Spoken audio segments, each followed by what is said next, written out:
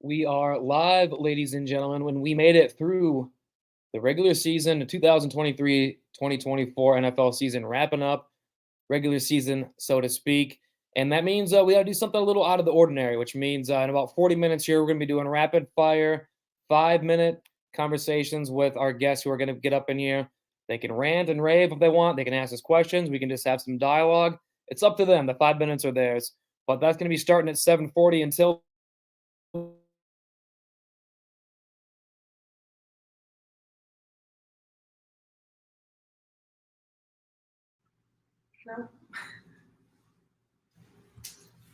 What's going on here, Sheets? I think we may have lost Meisner. That Cedar Rapids internet.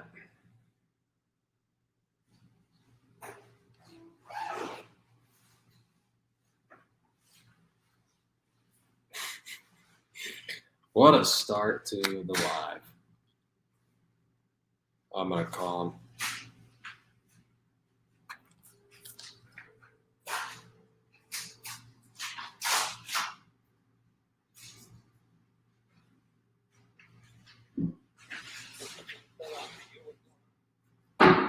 It says I can't. You don't have you're not saying anything. You don't have a picture. Are you still in?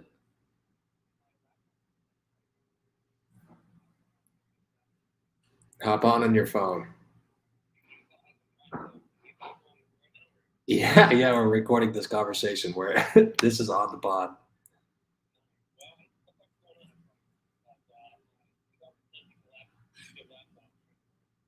All right, well, hop on your phone until you figure out your laptop. I'll keep talking.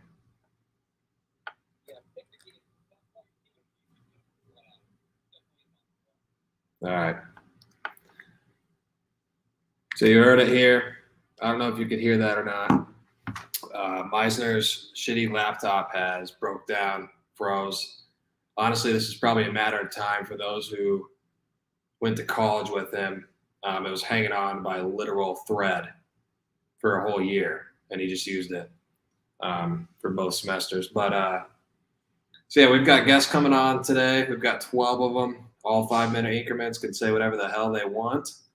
They told them they could take a shot at us. They can talk about their team, recap their team season, give us a hot take about the playoffs, anything under the sun. They're welcome to say. That starts at 7:40. We're going to preview the first or all the games this weekend beforehand. Meisner's done some preparation. I've done some preparation, but if you've watched this before, you know that usually goes out the window in the first 10 minutes. But I'll start with my team. My team made the playoffs, the Green Bay Packers. We're a win and get in situation. We play the Bears at home, similar situation to last year. But like I said on the podcast last week, we're playing Matt Eberflus this year, not Dan Campbell and the Lions, who were inevitably hot at the end of the year last year. So we won, as we should have, like I said. And now we're on, and we played Dallas Cowboys. And it looks like Meisner's maybe hopping back in here. And I kind of wanted to wait. You got us, Meisner? And he goes away.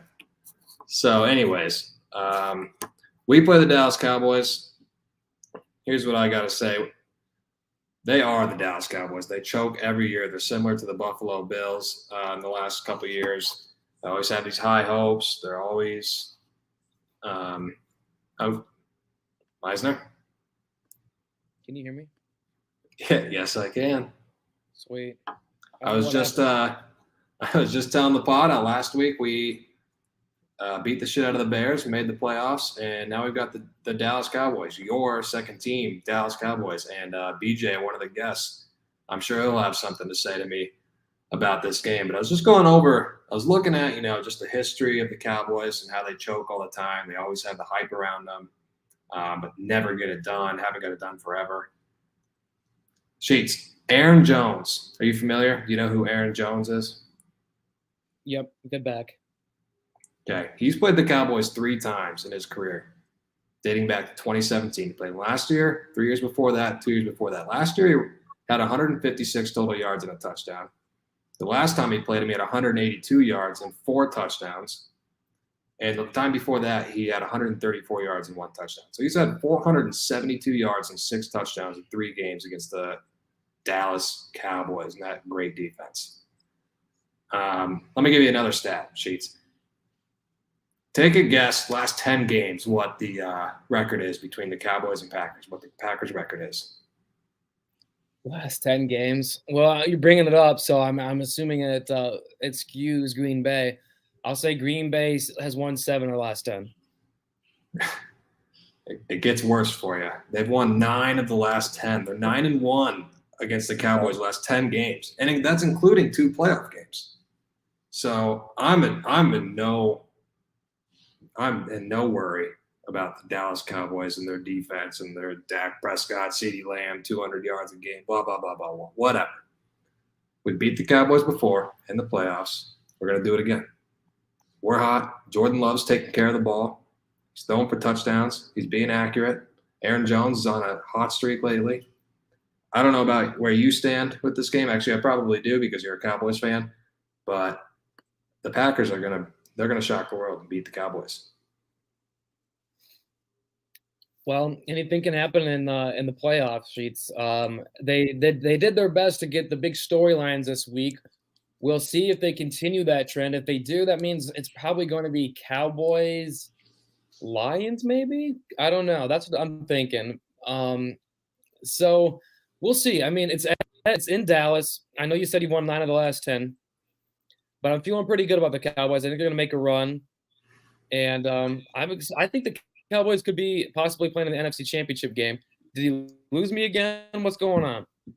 I can hear you. Your face is frozen, but I can still hear you. The Cowboys are still probably going to go to the NFC Championship game, go to the Super Bowl this year. So, I mean, obviously, you can't take any game for granted, but I still think this is Dallas's year to break through finally. Get back to the NFC Championship game, possibly playing a Super Bowl. Yeah, that's just not going to happen. Stains. When's the last time the Cowboys played in the Super Bowl? Let me look this up. It's been probably 25, 30 years, but that's what I'm saying. This is the year. You love trends and you love storylines, and this is the Cowboys storyline for another decade probably. They just always have the hype around them, and then they fall right on their ass. That's the storyline here. You're looking too far ahead. That's the storyline. The Cowboys choke.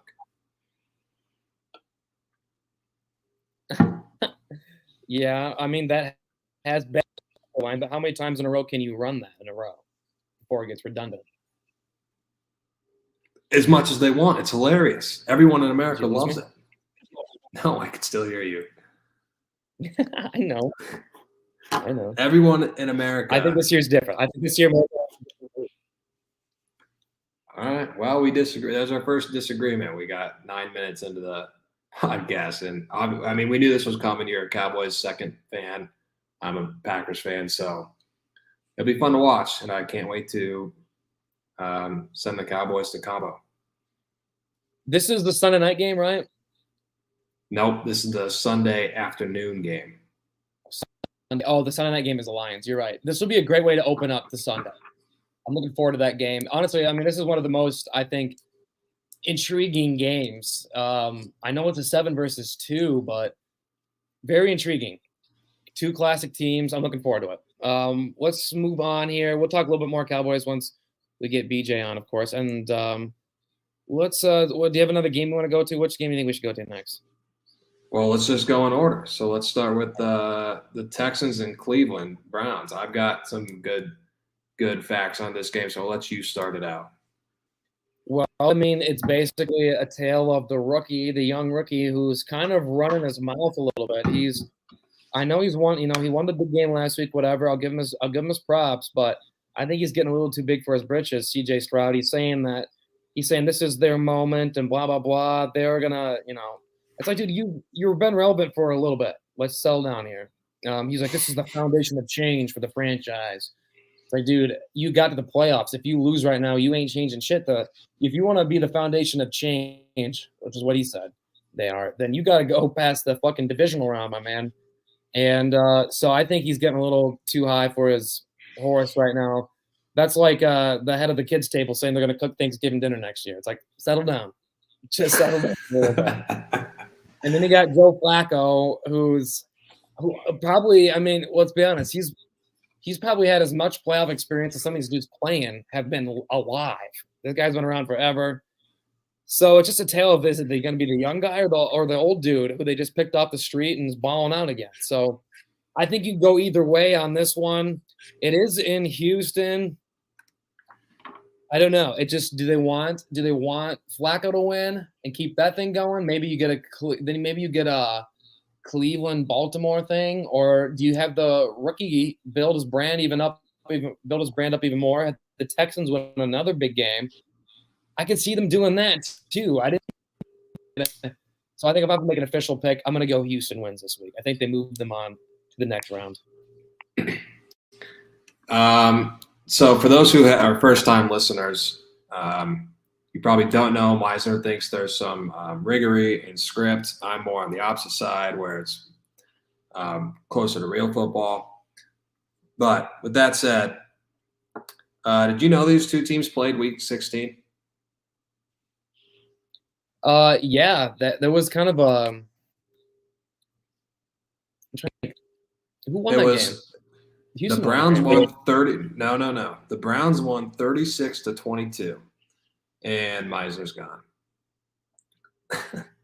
Anyways, the Browns won 36-22 in Week 16. Amari Cooper had 265 yards and 2 touchdowns that one game. We all know the Browns. Not the best on the road. They're damn good at home, especially their defense. Sheets, can you hear me?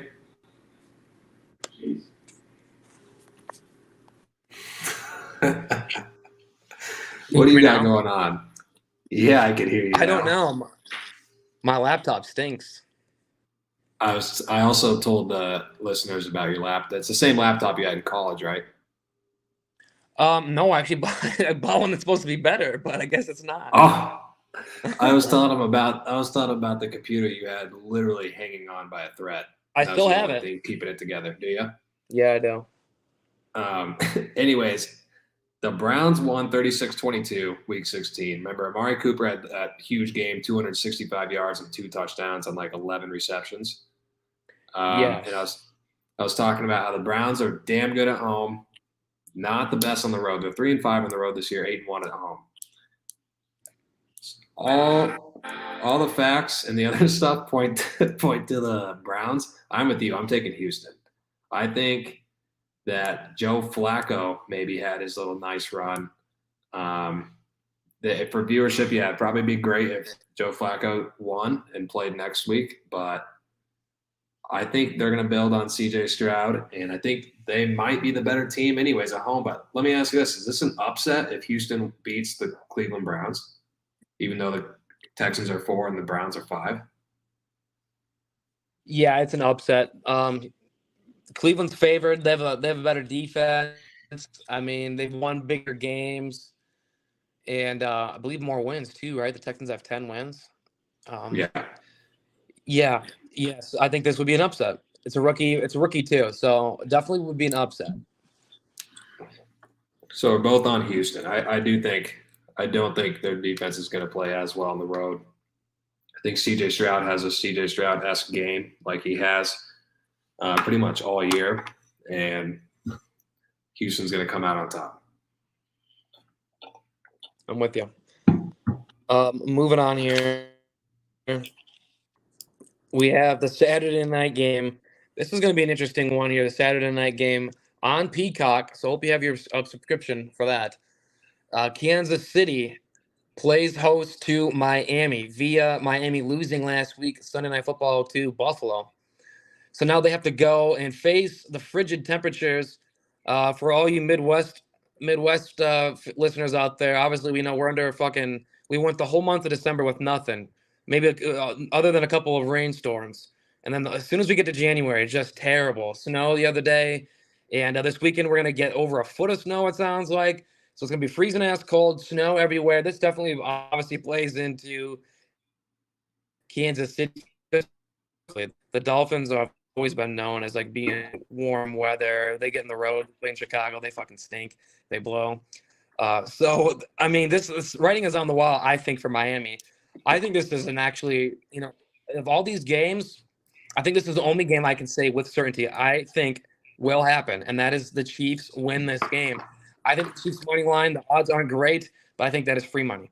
That is the only game this week where I look at it, I'm like, I know for a fact that team's winning. I even can see, like a Pittsburgh upsetting. I can see your Packers beating the Cowboys. Like you said, there's history there. I can see that happening. I don't think it will, but I can see that happening. The only thing that I am certain of this week, and I'm confident on, is Kansas City wins this game. It seems like Miami's done. They have some injuries. Now they got to go play on the road in the weather. And then it's the Taylor Swift year. Are they really going to end the Taylor Swift thing in the wild card round of one and done? Not a chance. Not a chance in my mind. So that's what I'm looking on this game. Analytics, I don't give a shit about them. That's just what I'm thinking. You're completely right. The Dolphins are 0-10 in their last 10 games of 40 degrees or under. 40 is not even that fucking cold.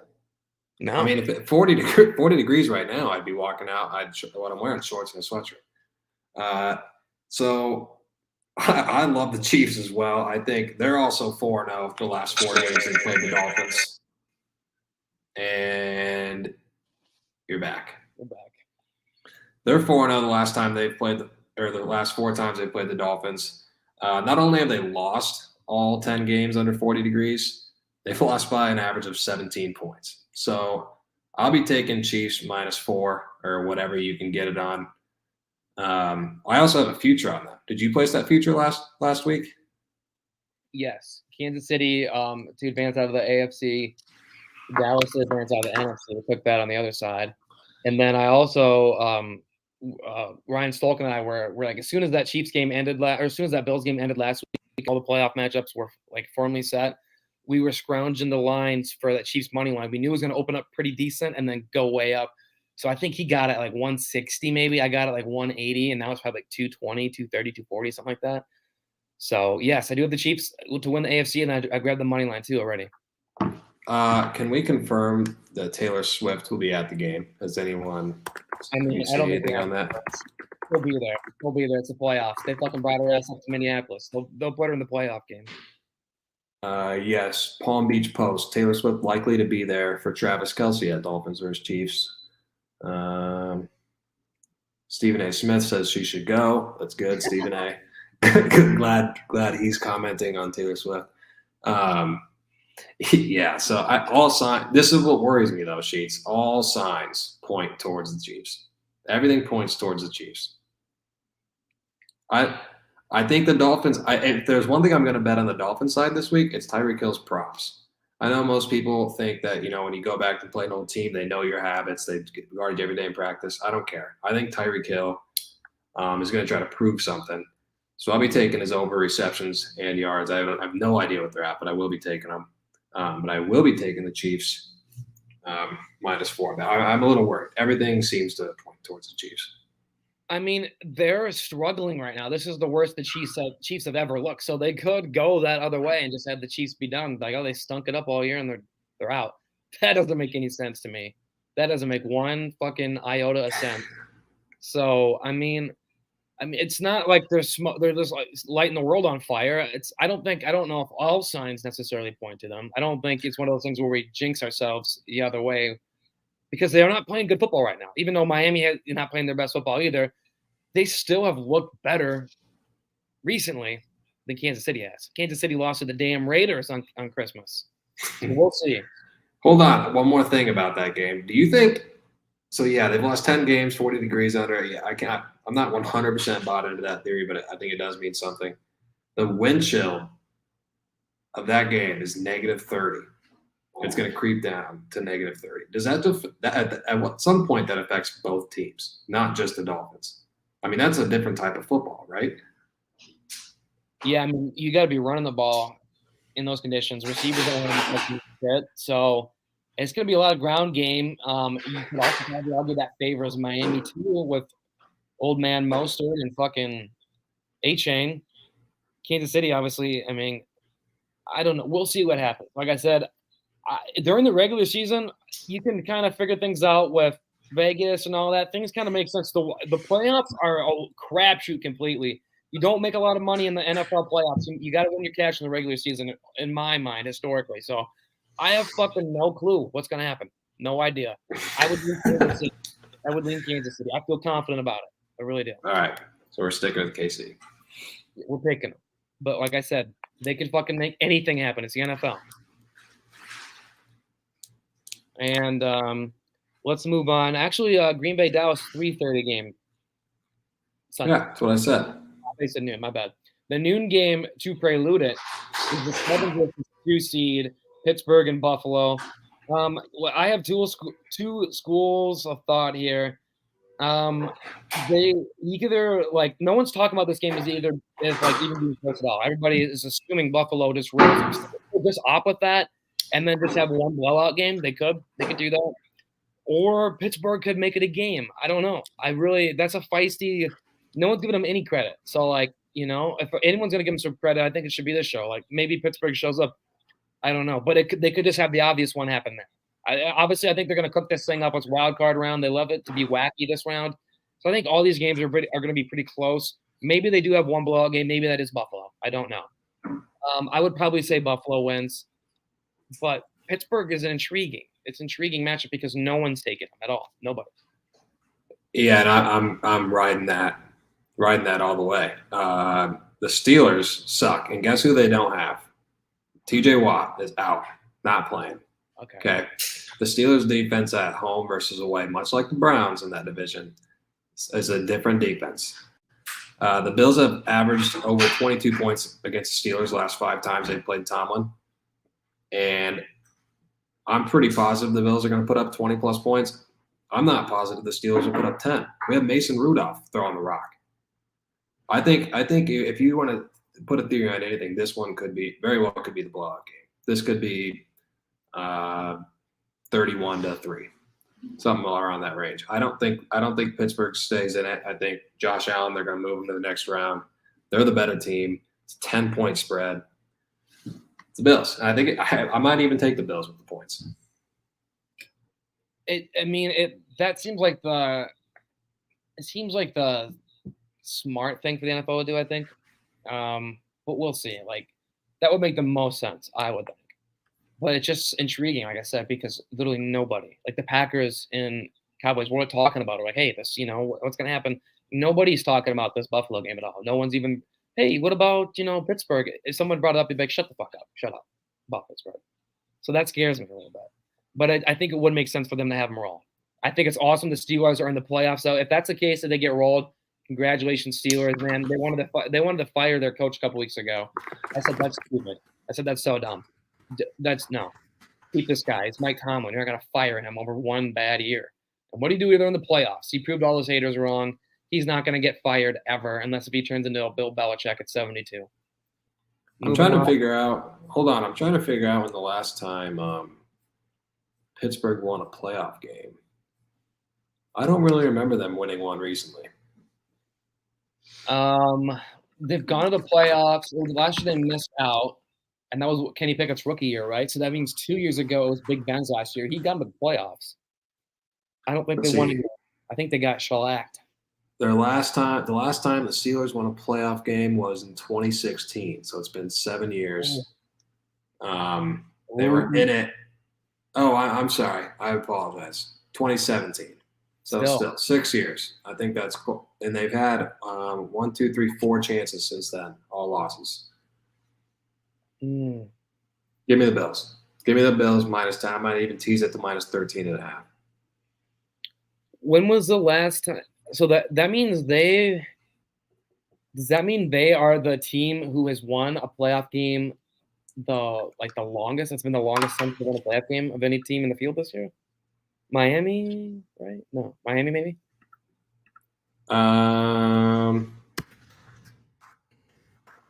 Who else is on? The Browns? When's the last time the Browns won a playoff game? Oh, yeah. Let's look up playoff streaks. Let's see. I'm on the Dolphins. The Dolphins' last playoff win. Da, da, da, da. Well, oh, dude, we're so stupid. Obviously, there's a glaring one. Sorry. That was a big oversight. Detroit hasn't won one in 31 years. Oh yeah. Also, so you want to talk about if this is correct, which I think it is. The Dolphins haven't won since The Dolphins haven't won one 2000. in- I was gonna say, okay. As soon as I said that, I'm like, the Dolphins. I can't name like the last playoff quarterback who's won a playoff game for the Dolphins. I'm like, I can't think of one. So that would make sense. 2000, they said that's 22 years. Okay, Yeah. well, I think one of those two teams is breaking it. So I was gonna say I'm like Pittsburgh, it's been 7 years. Maybe they could gift him one, but there's teams way past that. So yeah, I think Pittsburgh is probably out. I do think either Miami now we talked about it. I think either Miami or Detroit gets one. I already said Miami's gonna lose, so it's not gonna be that. I Detroit. agree. That's a great segue. Great segue, and then the Sunday night game. LA Rams back into Detroit for a playoff game. Detroit hosting a playoff game. And this is going to be insane. This is a perfect Sunday night game, in my opinion. 31 years. So that means they're going to win. Detroit is going to win. And this is what I like to do about this show, with this show. The beauty of this show is once I start talking things out, I get a good feel. I can start making sense of it. Dallas is winning this game, winning their game. Detroit's winning this game. That's setting up the rematch because of that bungled call a couple weeks ago. They're setting that back up, I think. Sorry to say it. Or they could do Green Bay and Detroit. That would be a good point too. No, don't backtrack it because I agree with you. If there's some riggery going on, it's probably for the Lions. Or yeah, the Lions and Cowboys. But yeah, it could be Green Bay, Detroit, second round. All I know is I'm hammering this one in. Detroit wins this game. They do. They win this game. I agree with you. I think Dan Campbell. Stolken, Rams will win. Stolken, I don't know if you saw the text, Meisner, but he's going to be at the grocery store. He's got to stock up before the winter storm, so he cannot come on later. So 12 guests down to 11. If anybody wants to make one up, hit us up. Yeah, if you would like to come on this show in that time slot of like 8:30, shoot me a Snapchat, give me a text. But I think the Lions win this game too. Obviously, huge storyline, Stafford and Jared Goff. Rams gave up on Goff. And he goes to the Lions. Stafford leaves the Lions, goes to the Rams, wins the Super Bowl. Has played pretty damn well as of lately. I think Dan Campbell and the boys rally around Jared Goff. I think there's something in that culture. They're going to play for their boy, Jared Goff, because this is more of a game, revenge game for him than it is for Stafford. Yeah. I mean, they abandoned Goff. The Rams abandoned Goff, really, and said, no, we're not going to win anything with you. He's kind of proved them wrong, as the Lions are where they're at right now. But I think in order to actually prove them wrong, you got to beat the Rams this Sunday. And I think he does that. I think the Lions and his boys rally around him. I am a little worried about their defense. Their defense sucks. It's very suspect. It's got a lot of holes in it, and they can let up a lot of points, and Stafford can throw the rock. So a little worried, but I think this is going to be a high-scoring game. What's the over-under? 51.5. Whew. Wow, that's high. The public loves the over. 78% of the public. Yeah, that's high. All right, let me think on that one because that's a higher number than I thought it was going to be. But that's my other problem, Sheets. I don't know if I'm just a bad gambler or what, but I only take overs. I do not take unders, and I hate taking them. I don't want to watch. I don't want to cheer for no points. NFL, I mean, I like low-scoring football, so I'm the king of the unders. But even in basketball, I think if I'm taking the under, I think it's funny when dudes are fucking chucking up bricks. So I don't know, but I know I probably recognize them in the minority on that. So I get it. You want to see a lot of fireworks and stuff. I want to see fucking people smashing them in the mouth. 20-17 ball game. What do you think about the spread? The Lions are -3, obviously at home. Detroit beats them. 31 years. Haven't won a playoff game. Haven't hosted one. let alone won one. Haven't even hosted a game. So they win. Detroit wins this game at home. Ford Field, one of the finest stadiums in the NFL. Gonna be rocking. And cover. And the I don't cover. know. I think this could be like 31-28. I'm going to write that down. That's my prediction. I think the Lions win 31-28. The Rams remind me of last year's NFC West wildcard team, Seattle. They got shellacked. I met a Seattle fan today at work, and I asked him why he likes Seattle, and he said because of Russell Wilson when he was growing up. And then I realized he was like 5, 6, 7, maybe 8 years younger than me. And I'm like, Russell Wilson growing up in Seattle. We were like in college. But that's why I was like, that's interesting. I'm a Seahawk fan in Des Moines, Iowa. More power to him. He stuck with them, even when they're kind of been shitty. They've had some shitty years. So props to that guy. Yeah. You didn't catch his name? JJ. I do know his name. JJ. His name JJ. Cool ass dude. Cool ass dude. If he's watching, he's definitely not watching this. But if he was, you're a cool ass dude. I feel like there's not a lot of scumbag Seahawks fans. I've never heard a lot of people, saying much about them. I mean, Seattle's a cool city, good vibes. I feel like the people up there aren't dickheads. They're not the Midwest. I can tell you that. But they're not New York or Philly either. Well, that's what I'm saying. They're that nice in between. Yeah, but there's even some Midwest teams that are the fans are kind of dumb. I mean, I don't know. Kansas City. Yeah, we got a dumb Bills fan that comes on our podcast all the time. There's bad fan bases all around, I guess. I mean, there's some better than others. Let's go to the next game. Nobody can accuse the Colts of being a shitty fan base, I don't think. Oh, yeah. Yep. Ow. During your Peyton Manning years, my best friend, Connor Slay, he's a Colt fan. He wasn't that annoying, but I can imagine during the Peyton Manning years, I bet the Colts fans had a lot to say. Well, maybe. I mean, we owned Tom Brady. We did have a lot to say. Moving on to the Monday night game. The final football game of the season for Joe Buck. It's in Tampa Bay. I think this was I think they hosted a playoff game last year, right?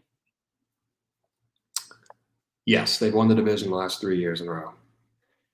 They've won the division last 3 years in a row, and are they 0-3? 0-2, about to be 0-3, I mean? Probably. Sheets, I wrote down notes on every single game. You know what notes are under this game? All I put is NFC South. Come on, man. It'll be a good That's game. all I put. No, it's It'll be a not. great game. No, it's not. This is a game that Nick Sirianni grabs his crotch again and says "fuck you" to the crowd like he did against the Chiefs. He's going to walk in there. They're going to get shit together. You want to talk storyline Sheets. This is someone. The Eagles start out super hot. Looked like the number one seed, best team in the NFL. They went there up with the 49ers, and then they fall straight on their face. They get it. They got lucky and they get a get-right game in the playoffs against an NFC South opponent that probably shouldn't even be there.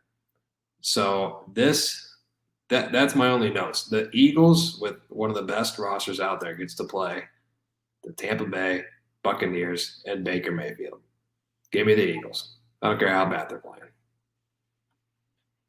No, I'm sticking with this division all year. I've stuck with them all year. I mean, I'm going to keep it going. Tampa Bay Buccaneers are going to win this football game, and I think Baker Mayfield gets a playoff victory. Talk about storylines, dude. People thought that guy's career was done, though. He's got time. People thought his career was done. They thought he was. They left Cleveland. He went to Carolina. They said this guy is toast, and now he's right back in the thick of things as a starting quarterback. Did he get Cleveland to a playoff game? He got him close one year. I think he might have gotten to him one. Yes, I'm pretty sure he did. There was one year, I know they had a winning record. They won like 10 games. I don't remember if they got in or not. But I don't think they're going to lose 3 in a row at home. Whoa! You're taking the Bucs? Are you taking a money line? I'm taking the Buccaneers. I mean, I have not wagered that financially officially. It's not officially on the books, but that's my prediction right now for the show. Baker Mayfield has played 2 playoff games, both for the Browns, beat the Steelers in one of them, and then lost to Kansas City, both on the road. So I respect Baker. I like Baker Mayfield a lot. I just don't see it happening. I understand your storyline. I don't know. The Eagles have way too much talent, and they won 3 in a row last year in the playoffs. I think they're going to reach back in their bag, figure out what the hell went wrong, and use this get-right game to propel them possibly to the NFC Championship.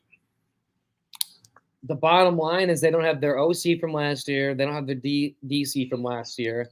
Right now, the fans are pissed off at Sirianni, like, out of nowhere. This dude was in the Super Bowl last year. Now there are fans calling for him to get shit canned. I think the NFL realizes this is a funny storyline to go. I think, they might have tweaked this Eagles storyline a little bit. I think it'd be funny for them to blow it to Baker and the Bucs, and all hell would break loose with the Philadelphia fandom. I think that'd be hilarious. I think the NFL would laugh about that. Get a good chuckle in.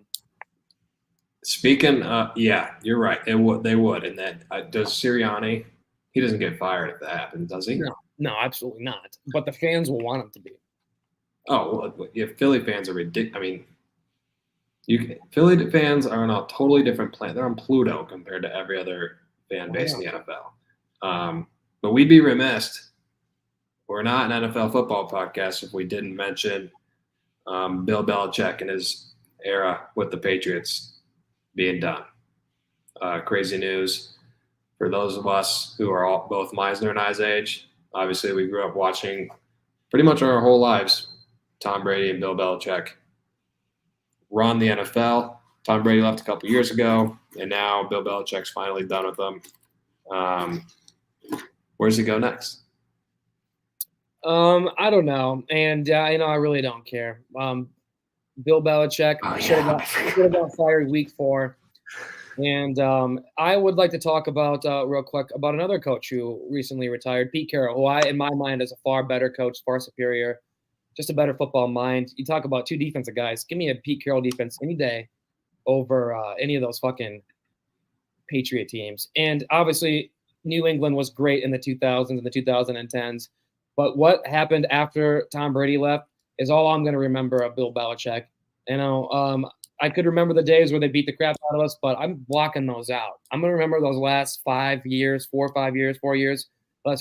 where he stunk it up and was drafting idiots. The team was awful. Pete Carroll gets a shout out in this show. I think he's a better coach, and I wish him all the best in his retirement. Bill Belichick can go to Washington. He can go to fucking San Diego. I don't give a shit. He'd probably go somewhere. Fucking bring his crusty old ass, mumbling fucking hoodie ass. Dude, I totally forgot that. First of all, you were right. Like our 3rd episode or whatever it was, you said Belichick will be fired. Should have been fired long. You were definitely correct in multiple statements about Belichick. There is something about him though. He's like, I'm gonna miss, and we haven't had too many of these, but Mike McDaniel's coaching against Belichick. I love that scenery that it gives me, the 2 opposite coaches. And now we might not get that anymore. And hopefully they play next year. But I like his personality being in the NFL. There's some good Belichick moments. I obviously saw him on Twitter. He was a very smart guy. He knew the game inside and out. He would do wacky, wonky things just to get under the skin of other coaches. He's a good. I hope he's going to be coaching somewhere. We're saying he's retired. He's going to be coaching somewhere. Someone's going to fucking pay him a stack. So his ass will be coaching somewhere next year. Maybe in fucking sunny San Diego. Who knows? Whatever they are. LA Rams. It's 7:40 on the dot. Here we go. Let's get our first guest into the stage here. Of course, this is the Power Hour. 11 guests now, but 5 minutes apart here into the next hour of the show, and let's go. How we doing, Joe?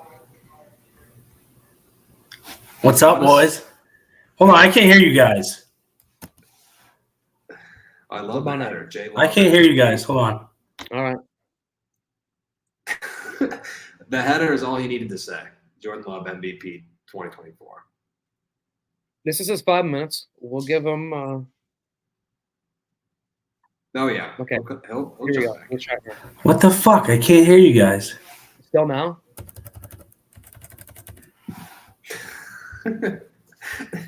Between Meisner's laptop to start this and This is insane. Joe starting off the guest. Join on your phone, Joe. See if we I can can't hear that. anything. Yeah, get on your phone. We can't hear us. We're doing him no good. Shoot him Let a me switch text. to my phone. Hold on. Hey, there we go. What's his hat? Sheets. I heard- We'll go and I don't know about you, but I'll go an extra 5 minutes. We can start him at 7:45 if we need to. We can go an extra 5 minutes. I don't care, Sheets. That's up to you. How many? Here, I got a question for you. How many of our 11 guests are going to have technical difficulties? I'm going to set the over/under at 4.5. Well, we've never had this problem. I mean, other than my shit piece of hunk laptop, usually the other guys have had no issues. So I don't know. Maybe that's just the theme. We tried this new wacky thing. Maybe we were just getting tested a little bit. Well, he's back in the.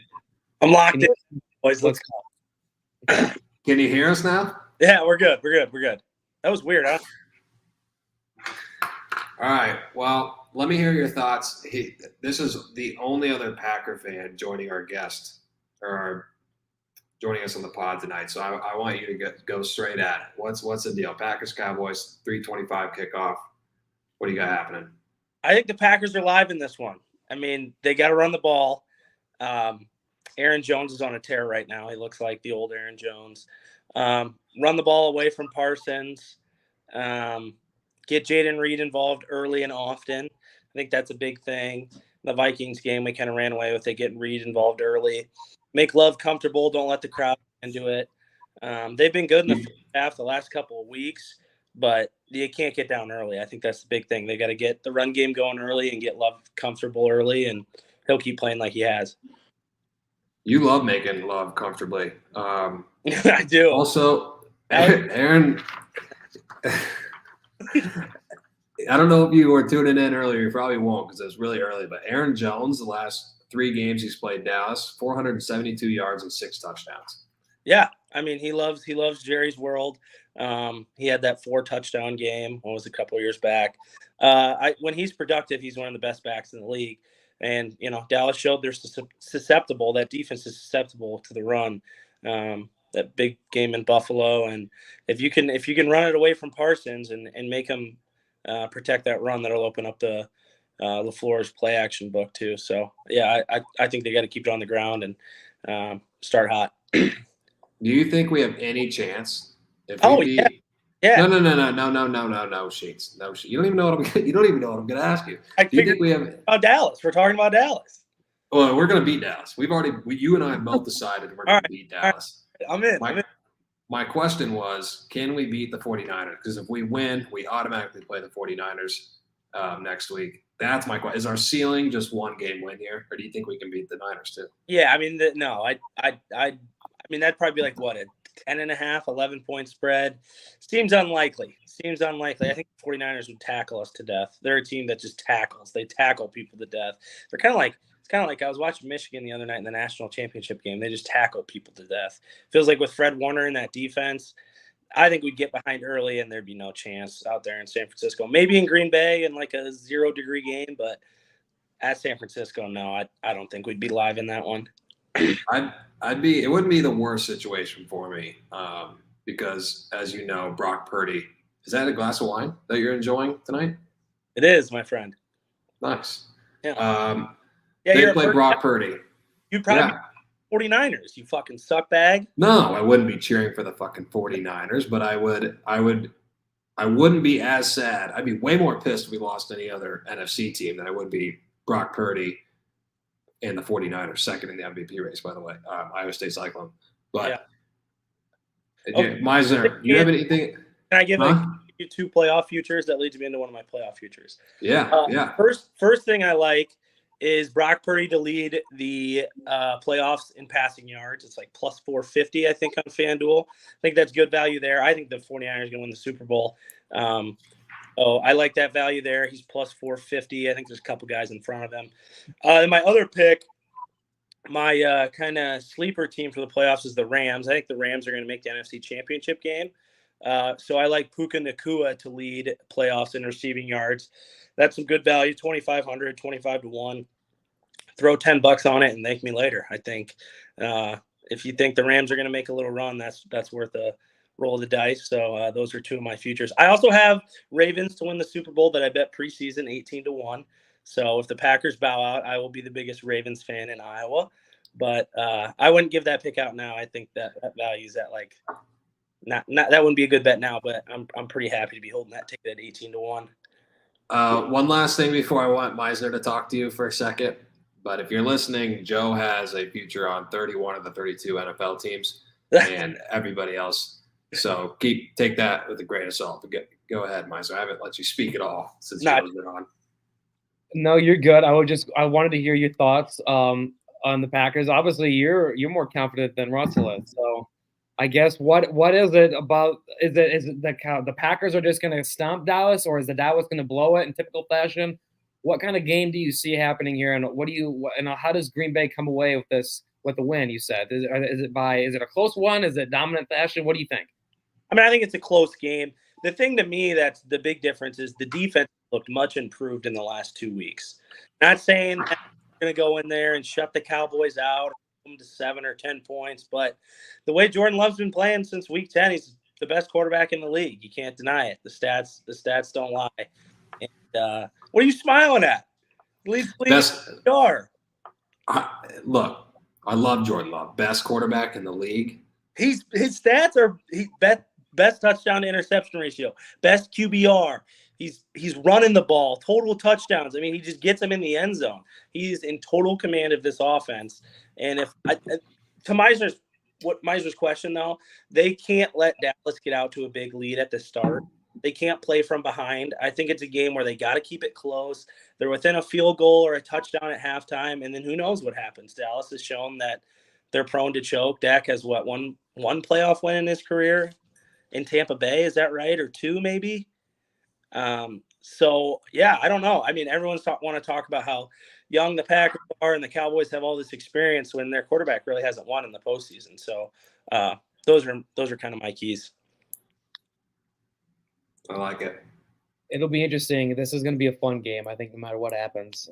And I just like, I like the historical factors too. Green Bay, Dallas goes back to the 70s, 60s, 70s, like just another wrinkle too. Like obviously Mike McCarthy. Oh yeah. It's going to be a fun game. There's a lot of storylines behind it for sure. I think it'll be an enjoyable Sunday afternoon. I think so too. Do you have any final thoughts, Russell? You got anything you want to say?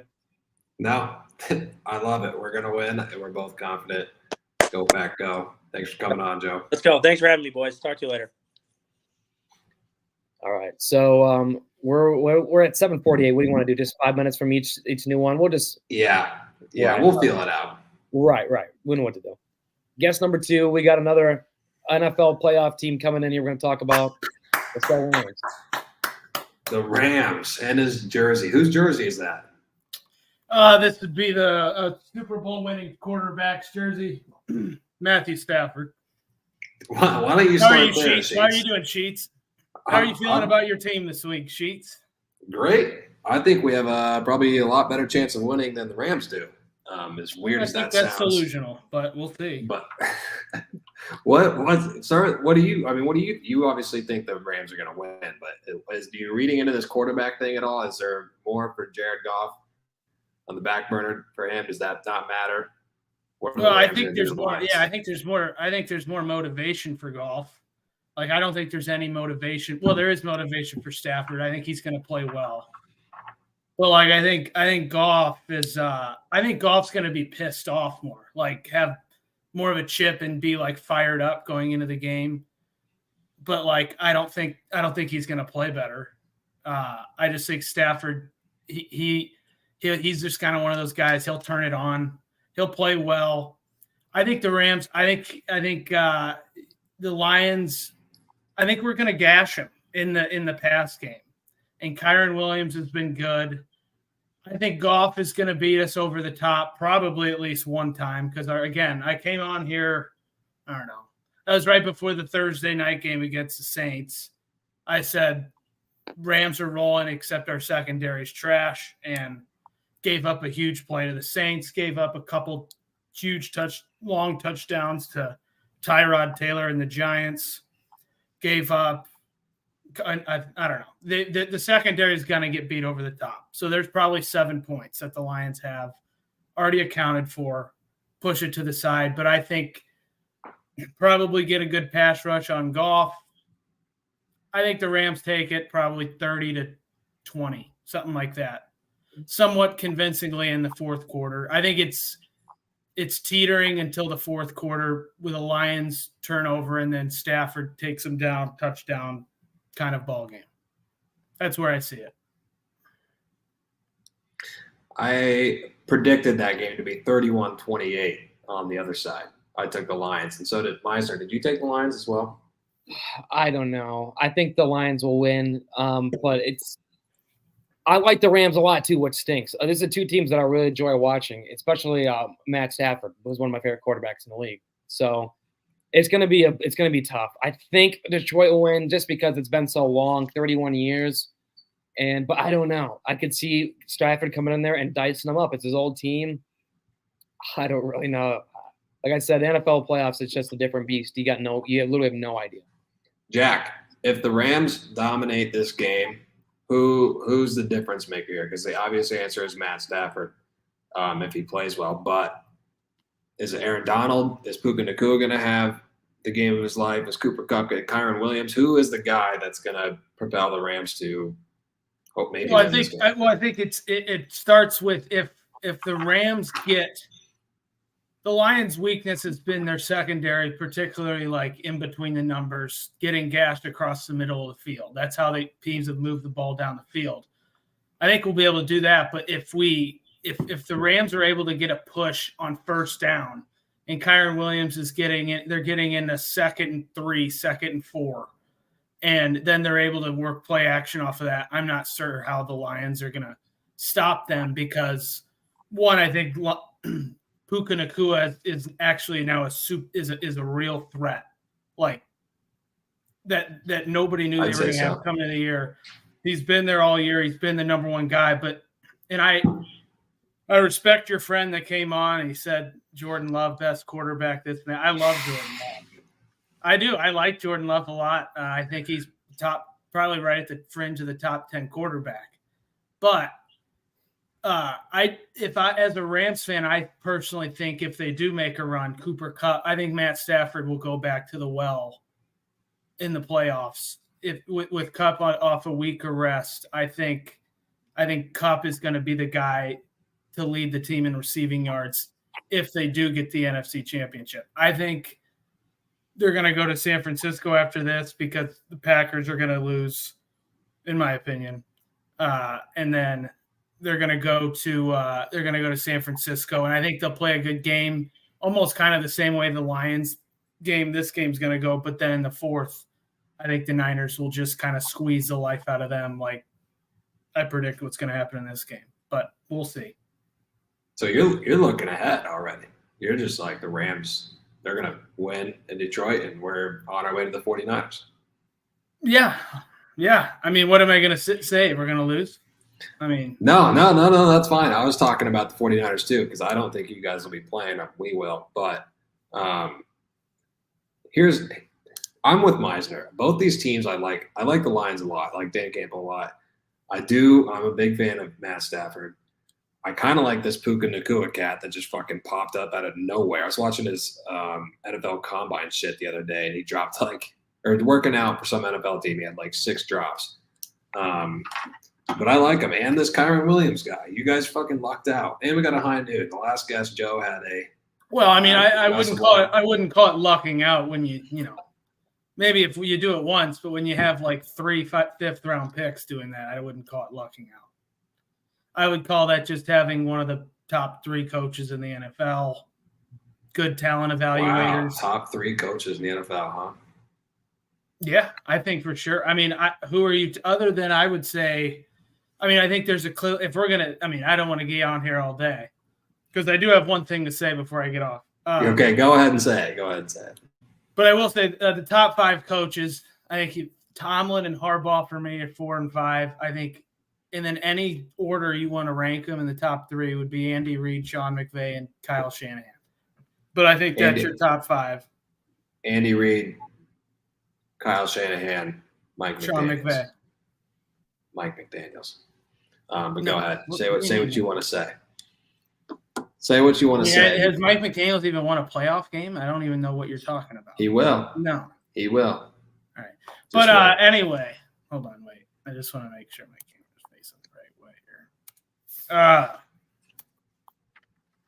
Just wanted to say, fuck Al Qaeda, fuck Sean McDermott, fuck Josh Allen, and fuck the Buffalo Bills. Fuck Jake Beck. All right. I love it. Thanks for coming on. Let's go Steel City, baby. Steel City. Congratulations on the Rams getting back in the playoffs. Fuck the Chiefs too. Fuck you, Funk. I know you're already probably watching, so. And fuck your Packers, but I don't really need to care because the Cowboys are going to stomp them anyway. So. Thanks for having me. Great. Good to be on. Thanks, Jack. I forgot, Meisner, really quick. I do have another Packers fan coming on. Noah, I don't know. I just want to say that. I completely forgot. I'm sorry, Noah. I was gonna say, Mike, I think there's 2 Packers fans, but that was a good segue to the next guy, though. Hey, let's go, Buffalo. Hey. How we doing? Oh, sheets. Bills Mafia, Sean McDermott. Sorry. Jesus Sorry, Christ, Tua. I thought I was going to have to miss work tomorrow for fucking Klingle's ass taking over my time, motherfucker. We only got limited time around here. Oh my Go ahead. God! So we all know your opinion. If you've been listening all year, you know who this is. Jake Beck, most reoccurring guest, loudest NFL Bills fan there is probably on the planet. I'm part of Bills Mafia. Loves moms, but let's do you. I'll just let you. I know you've got 1,000 words to say, so I mean, I'll just let you kind of rip on them. That you guys play the Steelers. Is this going to be close at all? Yeah, I think it'll be close, and here's why: they're a physical football team. We're gonna win, but they're a physical football team. They produce a lot of turnovers on defense. That's a fact. And I don't know. They got a good running game. We got to be disciplined.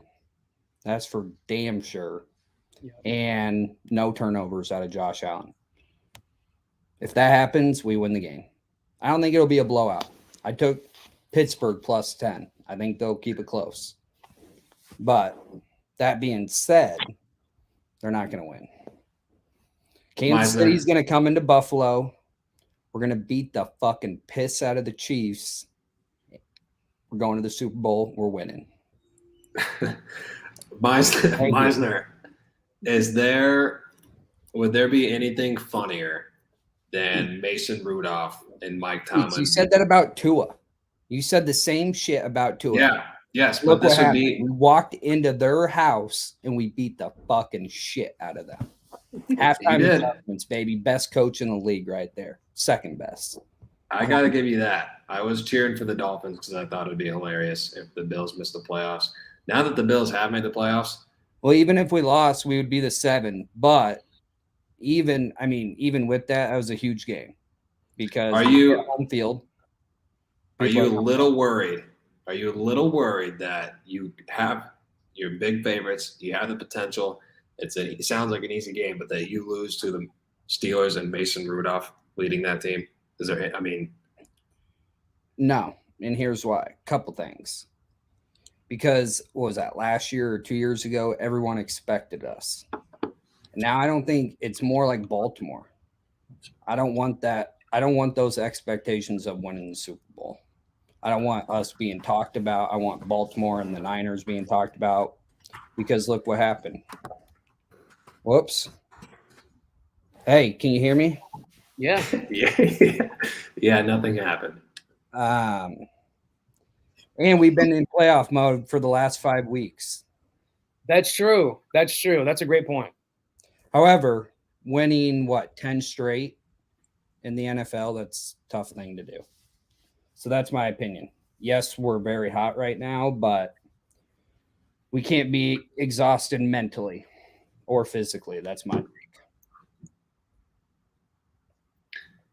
I just want to say I'm happy that the Bills won last week. This is the second time now I bet $100 on the game. I had the Iowa game a couple years ago when the Barstool had like a promo. You got a fucking Carhartt if you took the money line either way. Put $100 in that game. Last week, put $100 Buffalo Bills money line. I said there's no way because I knew if you guys lost, they're gonna have you guys play Miami again this coming week in the wild card. I said that is the dumbest thing ever. That will not happen. Buffalo wins tonight. And they tried the best. You know, Miami got ahead right away, but there was no chance. They stood no chance last week against Buffalo. Even with Josh Allen, you know, kind of fumbling around the first half, he tightened up the second half when it mattered most, got it done. Big win for Buffalo. I like that. I like to see that shit last week. Huge, baby. Huge win. Yep.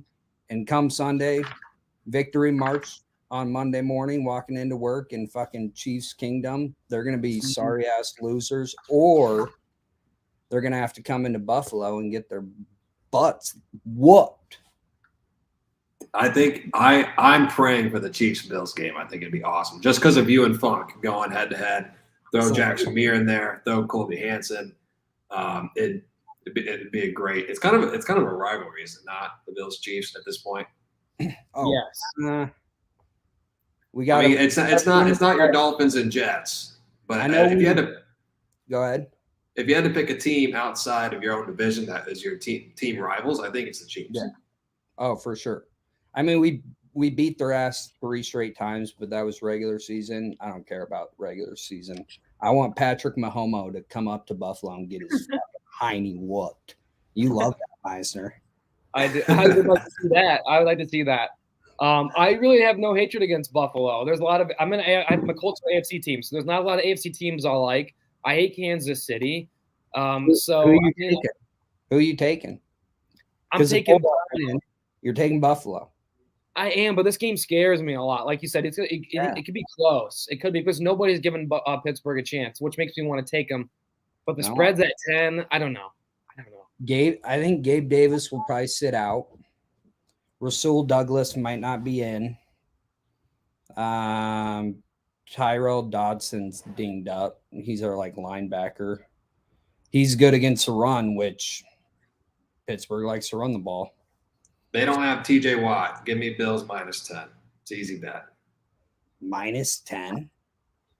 Yeah. That's a lot of points in the playoff sheets. It is. I don't know TJ Watt. TJ Watt's a heart soul leader, the only good player on that team. They got Highsmith and fucking Deion Dawkins cut his hand open. Do you see that? He had a laceration in his hand. That was gnarly. So, I don't know. We'll see. It'll be a close game, but we'll win. I'm more concerned about this game than I was against the Dolphins. I can see that because you were pretty confident against the Dolphins. You were correct, and you've now said you bet on the Steelers. So what's Klingel saying down here? I don't fucking know. Get his ass up. Block this kid. Who is all right? Fucking nothing. Final thoughts, Beck. Give your final thoughts here on Buffalo.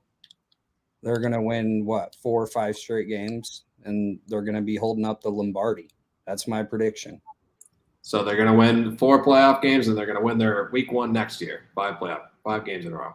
They might win the next 16 after that too. Fuck whoever had a bad mustache. Fuck that kid, whoever that kid is. Who was that? That was Joe. That was Joe. What's his name? Joe Dugan. Fuck that kid. Yeah, Dugan. Yeah. Man, he's a Vikings fan probably. He's a Packers. He's a Packer backer. But thanks for coming on, Sheets. Go we Cowboys. Appreciate you. All year. Go Bills, bitch. Go Bills, bitch. Fuck your Rams, Klingel. Never know with that kid. Mike McCarthy with the cheese head on top. What up? How you doing? How we doing? Good. Have you been listening to the other Packers fan that came on and what I said Yep. earlier? Yep, I was listening. I assume you're on the same page, or are you more realistic? Probably a little bit more realistic. I mean, that was a little bit far with Love. I feel like top 10 for sure, but he's still got to get there. Yeah, well, I think he was saying the last 10 games. Meisner, was he saying the last 10 games he's been the best quarterback, or the whole season? I think he said since week 10. So that you're looking at your last 8 games. Okay. Which is a Okay. good chunk. It's a good chunk of games. It's not like saying his last 4. That'd be meaningless. I mean, it's a month. That's 2 months of work. Solid work right there. So he's looked good. He got you guys in the playoffs. I mean, the metrics are there. I think he's a solid quarterback. Now, the playoffs, like I said, are a different beast. Is he ready for the playoffs? We'll see. If he loses right away, it doesn't matter. I don't think if you're a Packers fan. You got to the playoffs when it easily could have been Minnesota, and even Chicago was kind of there at the end. People at the beginning of the year, that's all I was hearing was Bears fans running their mouths. So you guys accomplished what I think you set out to do, was get to the playoffs. And you do have a good chance to win another game here too, I would say. Yeah, I mean, one thing I am excited about the future. Like this year, it's great that we made the playoffs. Hopefully we beat Dallas, but then again, we could then face the Niners. I don't see us beating them. But I mean, our young wide receiver core looks fantastic over these last 4 weeks, whatever else. I think I've said it before, but we're the youngest team in the NFL by a good margin to the middle of the field. So the future is bright for Green Bay. We don't ever really go out and trade people or at least acquire people via trade a lot. We kind of just build from what we draft, sign some free agents and build off them. So I'm there. Even if we lose, I think this was a successful season for Green Bay Packers. Are you going to be able to watch the game? Where are you going to be watching the game at? It depends. I think there's supposed to be a snowstorm on like Friday and Saturday here. So kind of depends on when I make it back down to Iowa City, but plan is to watch it there. If you get back down to Iowa City, are you going out and watching it, or are you just watching it at your place? I don't know. We'll have to see what the crowd's like. There's not a ton of Packer fans in Iowa City. Yeah, that's why I'm asking, because I personally, I would not. I'm debating whether to go over to a buddy's house or not, but part of me does not want to be out during the Packers Cowboys game, because if it's a close game and we got our hearts racing in the fourth quarter, I do not want to be A, drunk, or B, out in public. So Yep. I was just curious to see what you were doing. But no, I think I'd rather just be on my couch watching it. Are you in Minnesota right now? Yep. Nice. So what's the deal with the Mike McCarthy? Why is that your head, or what's your feelings on him? I honestly think that if we beat the Cowboys, we could get him fired for the second time. I think there's a real chance. That Meisner, what do you think? Because I think you might be right. Is that a beer?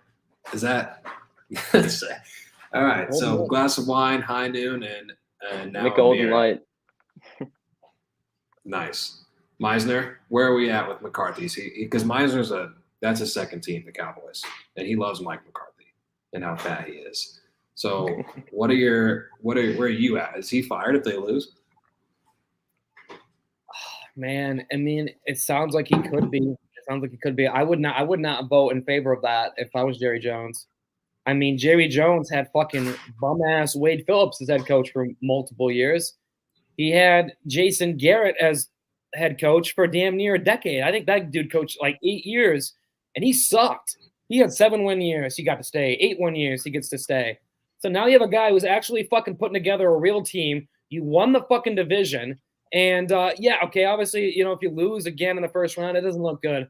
But this is your best head coach. This is the best coach you've had in the position to put you in a winning spot to win a championship since the fucking 90s. So I think it'd be dumb, but you know what? They might honestly do it. That's Jerry Jones. And that would, like you said, that would be a great storyline if the Packers got his ass fired again.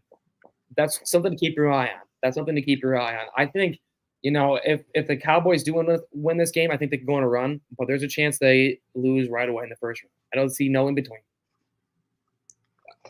What if What if they Go lost ahead. the Packers and then Dan Quinn left for the Seahawks? Then would that be a for sure? Like, Yeah. Yes. I feel like think that might so. be a for sure. Yeah. I to be honest with you, I've been thinking about this game obviously for a couple days now, and Mike McCarthy hasn't even taken up the tiniest bit of space in my brain, and I don't know why. I've been thinking about Micah Parsons, CeeDee Lamb, Dak Prescott.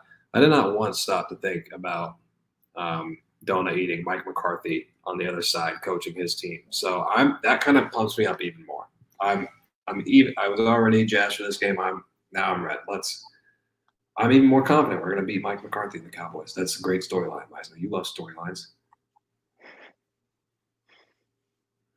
I wouldn't like that one personally, but it would be a good one. I would say that. I didn't even think of that. That if he loses this game, there is a chance he gets fired.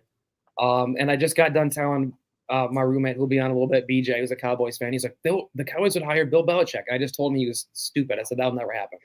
And now you just said that. I'm like, fuck, maybe he was right. I might have to. That could be a thing too. I don't know.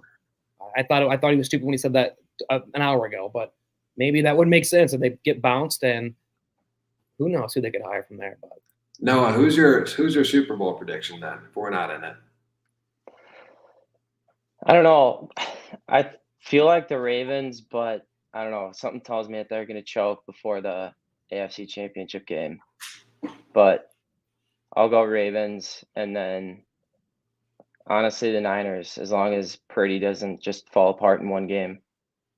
that seems no to offense. be, yeah. Well, okay, that seems to be the consensus with majority of people on Twitter, majority of people writing articles, and a lot of NFL fans. I think 49ers Ravens is a chalk pick, but I think that very well could happen. Probably will happen. So I tend to agree with you. But do you have any final thoughts or final things to say before we go on? Excited about the future. Believe in love. Super Bowl champs 2024, 2025. Yeah, honestly, I'm thinking like the next 2 years are going to be prime years. We've got a window. We've got a Gotta- window, and I'm I think we looking got to forward get rid to of Joe Barry. That Oh, was yeah. my final thought. Get rid of Joe Barry. Joe Barry will be gone, and I'll be looking forward to having you on again next year when we're like 8-0, running the league and still a young team. So thanks for coming on, Noah. Appreciate Awesome. it. Go Thank you, Pack, guys. go. Go Pack, go. all right, and moving along, another playoff team, Pittsburgh Steelers. Ethan Leip, welcome in. Hey, what's up, guys? How you doing? Good. I just got to tell Beck right now, man. Fuck the Bills. I'm with you, dude. I hope they lose. Well, obviously, for anyone who doesn't know, Leip's a Steelers fan, repping the Wartburg Knights right now. But you guys have a chance. I mean, I'm all over the Bills -10, but do you have a chance? We got a chance, man. We're gonna run the ball. All right, that's what we're doing. Jalen Warren, Najee Harris, unstoppable right now. We've got over 150 rushing yards the last 2 weeks against Seattle, against Ravens. Both good defenses. You can't complain about that. Yeah, Watt's hurt, but drafted Herbig for a reason. All right, he's gonna have a coming out show. I think it was like second round pick. We took him last year, so I'm excited. I think if your Steelers win and somehow pull off the upset against the Buffalo Bills, you said his name. The reason is going to be because of Jalen Warren. Yeah, If that man, good. So good. I love watching him play. He can rack up yards and receptions like nothing. He's great in fantasy this year towards the end, but he's just a great player. And I think if the Steelers win, I don't think this is going to happen.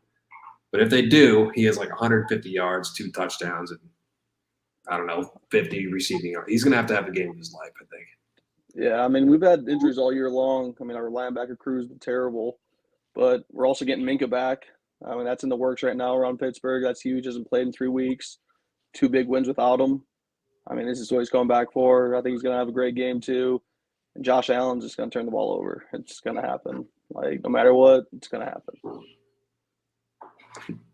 I mean, there's nobody is giving Pittsburgh a chance. What scares me, I mean, that's a team Obviously, they haven't won a playoff game in a while, like you said, but still, though, that's a team you don't want to overlook in the playoffs ever. That goes back to the fucking 70s. You don't ever want to look Pittsburgh, no matter what year, who they're playing, who the quarterback is.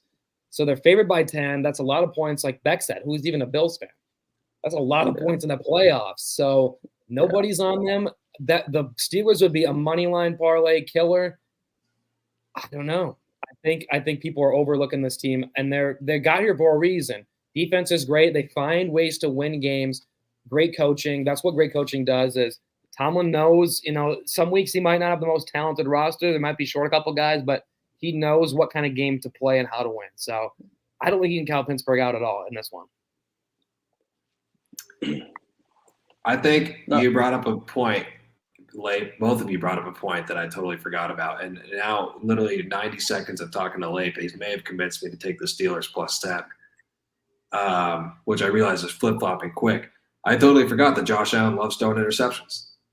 Yeah. That man, and if Minka's back, he's playing this week? Yep. That's the word right now. Not confirmed, but that's what the headlines are reading. All right. I'm switching. I'm taking the Steelers plus 10. Disregard any other Bills talk I said and about I'm taking them plus 10. I think Minka gets a pick, and I think they're going to win the turnover margin and keep it close. I'm not saying they're going to win, but I'm going to take them with the points now. Yeah. I mean, Stephon Diggs has also been playing terrible the past 9 weeks. Joey Porter Jr., only rookie corner, hasn't get up a TD yet. You might as well throw Weltha in at wide receiver for the Bills because Stephon Diggs, it's exactly what he's done. He has sucked. He's like a top 3 paid receiver, and he's not playing like it at all. Yeah, no. The Vikings look smart for once. Well, we'll get to all our Vikings fans later too. But do you have any final thoughts before we send you off? It's guaranteed lock. I think Steelers plus 10 on the road. We beat the Ravens twice this year as well. I mean, best team in the NFL. Everyone's talking. We beat them twice. One without Lamar, one with Lamar. So I like it. The Steelers. You're pumping me up for the Steelers now. I didn't think I could get pumped up for the Steelers tonight, but Leif's done it. So here we are. Steelers plus 10. There we go. Hey, thanks for coming on. You got me pumped up too. I'm definitely feeling Pittsburgh now.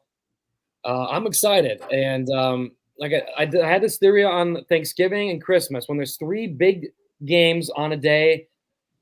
Don't take the favorite in the first game. So many people are going to sit down Sunday and say, "Give me the Bills, give me the Cowboys, and what's the Sunday night game? Give me the Lions." They'll take all 3 of them, not knowing a damn thing. And the first game, they like to pull the rug out. That was the case with Green Bay over Detroit on Thanksgiving. That was the case on Christmas Day with the Raiders over the Chiefs. So Pittsburgh over the Bills, I like that. I think that's a smart play.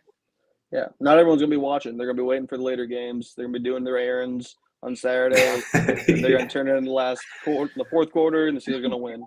It's going to happen. I love it. I'm all for it. Thanks for having me. Yeah, see you later. Thanks, Leif.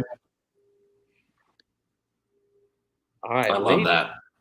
Yeah, Leif's got me fired up now for that game. That's supposed to be the game everyone, like you said, everyone's going to go out go out to brunch with the family, whatever, sleep in late. And that's going to be a ball game, I believe now. Now we talked about it. The show is, it's like therapy. You talk things out, and it's like you got a new perspective now. Moving along here with the guests. Oh, the retro jacket. How are we doing? Great. How are you doing? DraftCooperToGene.com. Is that a real website?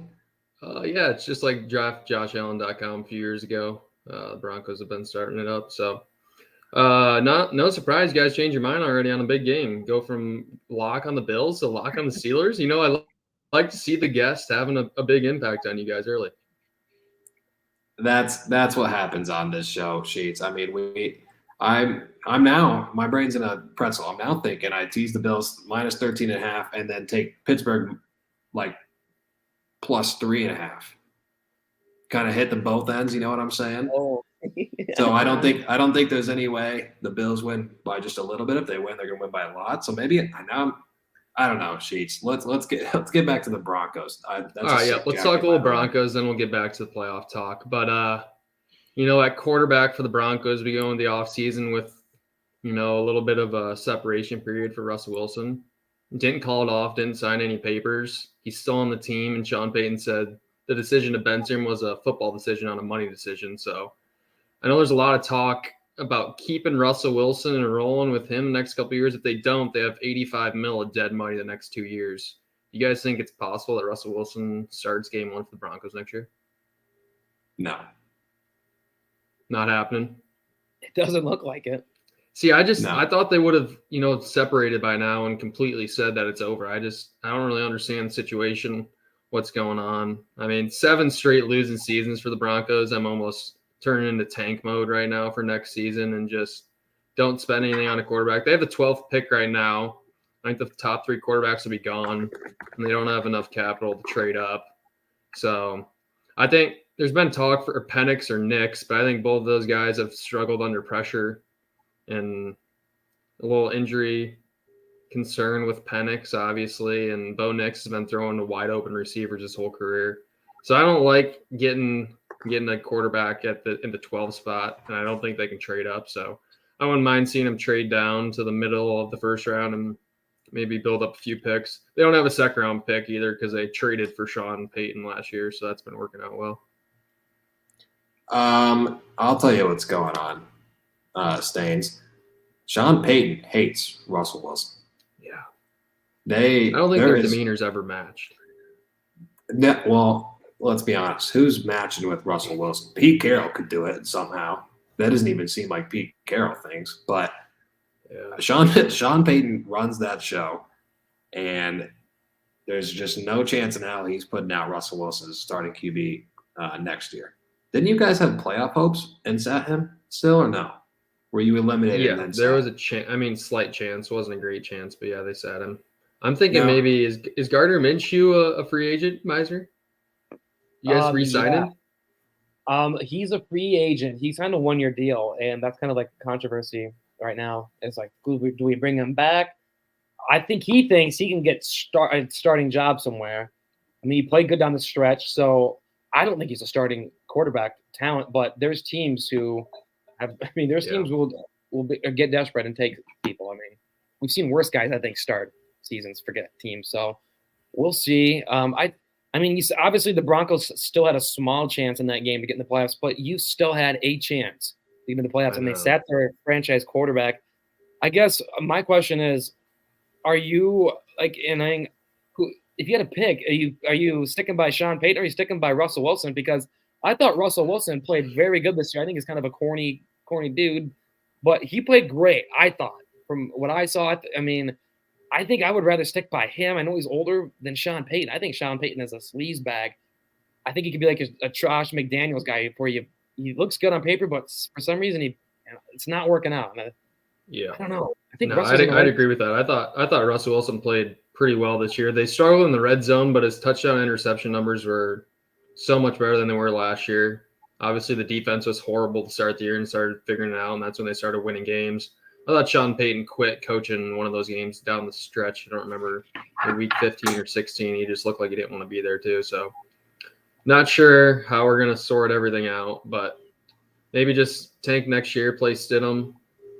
I don't know if Wilson's on the roster or not, but let's get into some NFL talk. Yeah, hold on. Sheets. I want to, because you were a point guard in high school. You were a point guard in college. You were a quarterback in high school. Miser and I were none of those things. Probably tight ends and post players. You see everything a little differently than we do. You're a true football guy. What do you see? I know you've got something cooking up in your brain, some weird take. You think the Bucs are going to win or something. What do you see happening at the 2024 playoffs? I'm going to give you a parlay quick, and then I'm going to talk to you about my favorite game. Does that work? Yeah. All right, we're going to do a Saturday parlay. We're going to go anytime touchdown Pacheco and the under in the Chiefs-Dolphins game. It's going to be -30 defensive game. I like that. And we're going Njoku to score in the Browns-Texans game and also taking under 44.5 on that one. So two anytime touchdowns and the under. It's like plus 2250 right now. So, not bad value. You're picking the touchdowns and the under, so I think that's where you get your better odds. But then we'll go into my favorite game of the week, and that's the Sunday night game. Obviously, everybody's kind of been talking. You guys were talking earlier about Rams or your dark horse. I just don't see it like that. I see the Lions haven't hosted a playoff game in 30 years. 1994, I think, is the last year they hosted. They won 6 out of their last 7 in the regular season at home. Dan Campbell's going to have them fired up. They've been playing good football. I don't think Laporta's going to play, but I think the Lions, even though everybody's saying the Rams are hot coming in the playoffs, I love the Lions to win on Sunday night and win another game and make the NFC Championship. Hey, I think Miser and I both picked the Lions, so I think we're in agreement with you. I think you're right, though. I think this is probably behind Miami, Kansas City. Maybe not even behind. It's Miami, Kansas City, and Lions, Rams up there are the 2 most intriguing games, in my opinion. So that one being a night game, actually they're both night games, Saturday and Sunday. I think you're right. I think it's going to be one of the 2 exciting games, and the Lions come out on top. Yep. Yeah, I think there's a lot of good storylines these playoffs. I don't know what will happen in the Eagles-Bucks game, too. I think there's a little intrigue there just because Eagles obviously coming off Super Bowl and ending the season with you're not intrigued by that game at all. No, blowout. I'll be doing my errands. I'll be doing my grocery shopping. All right. Miser disagrees. What's your take on that, Mise? I think they put that game on Monday night for a reason. If they think that's the blowout game, I think they would have put that somewhere else. Yeah, that's a fishy game. I get weird vibes from that game. I think Tampa Bay wins. I really do. You could say that, you could say the better storyline would be for Philly to win, and they could maybe even play Dallas, I guess, if they would win.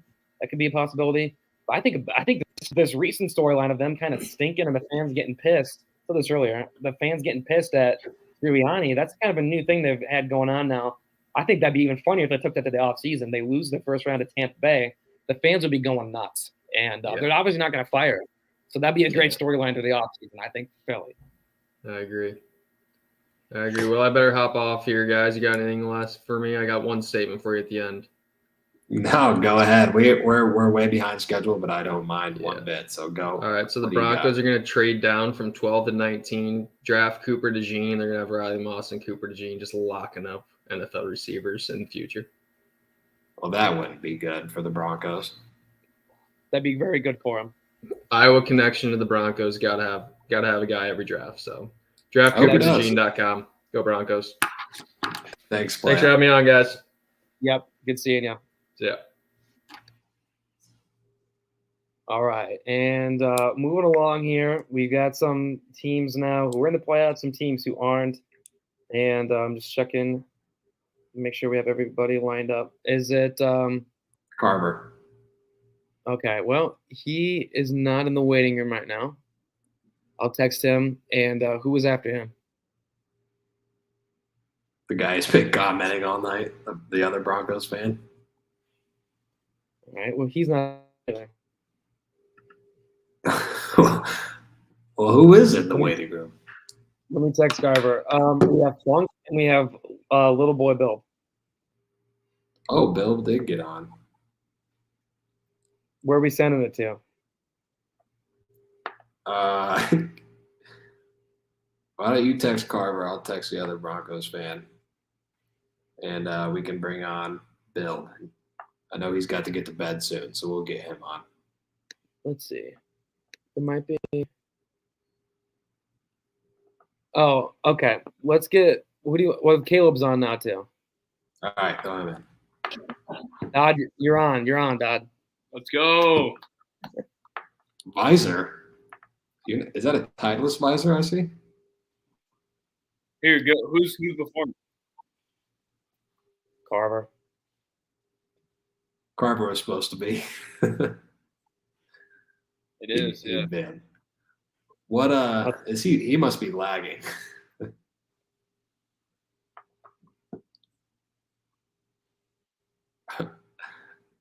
Whose jersey is that?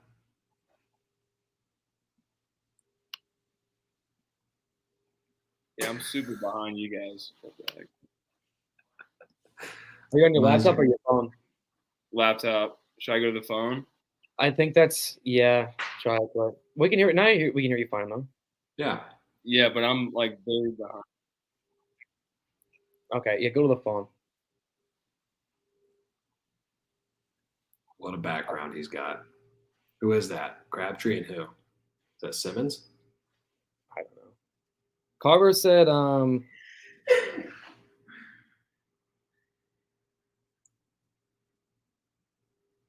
he said his laptop was, or his phone quality wasn't very good. What I set the over under at 4.5. I think we just Yeah. hit 5. Well, where's BJ? We can switch him and He just hopped on. bring Funk on. He just said, "Let me on. I'll be quick." Here we go. Are you fucking kidding me? You guys are way behind schedule. Oh yeah. And then I had to But- sit there and listen to a sorry ass Broncos fan and then another one who couldn't connect. I mean, get me out of here. Let's talk about some real fucking football. Well, yeah. And for those who don't know, everybody knows Funk's a Chiefs fan. Both Meisner and I have futures on the Chiefs to win the Super Bowl. Hedge your happiness And- while you got a chance. Do you read into this cold game shit at all? The 0-10 Dolphins under 40 degrees. Does that mean anything to you? Is that a thing? Yeah, they're 0-10 in the last 10 games under 40 degrees at kickoff. Well, I clearly don't read into it. I don't give a shit. We are playing the one team that I said on the last podcast I didn't want to play. But I don't give a fuck. I feel pretty good about it. I think you should. I'm on the Chiefs. Meisner, I forget, are you on the Chiefs? I mean, yeah, I'm not a huge KC fan, but it just makes perfect sense for them to win this week. I don't think Taylor Swift season ends in the wild card round. They already had the subscribers get Peacock subscriptions, or they already had Swifties get Peacock subscriptions. So I don't think they're going to pull the rug out in the first round. Dolphins are fucking Miami. They haven't won in 22 years. They're not going to win.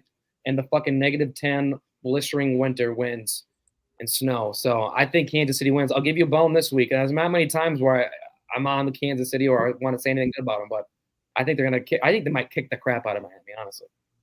It is what it is, Mize. I respect your opinion either way, but the Chiefs are champs. We're going back to back. I called it from the beginning of the season. I'm sticking to it now. It's Super Bowl or bust, man. It's the way it goes until we're not there. Watch out. So that was my next question, Sheets, is you It's obviously- Super Bowl or bust. When you have Patrick Mahomes and you have a window to win, and you have a defense that's better, yeah, the wide receivers have been dropping balls, yada yada. It's the same fucking group. I like it. And especially this week too, the Chiefs have been playing a check down game. And cold weather favors that anyways. So they're not really going to be doing a whole lot of different things. I think it's going to favor them a lot. And watch out for that defense once they get blood. How would you rather lose? Would you rather have We're not going to fucking lose. No, I'm no, not answering listen, that question. listen. Yes. Would you rather have the Dolphins kick the shit out of the Chiefs, or would you rather have Kadarius Toney drop a wide open touchdown pass to lose the game with no time left on the clock? If you had to lose, which way would you rather lose? That's a good question.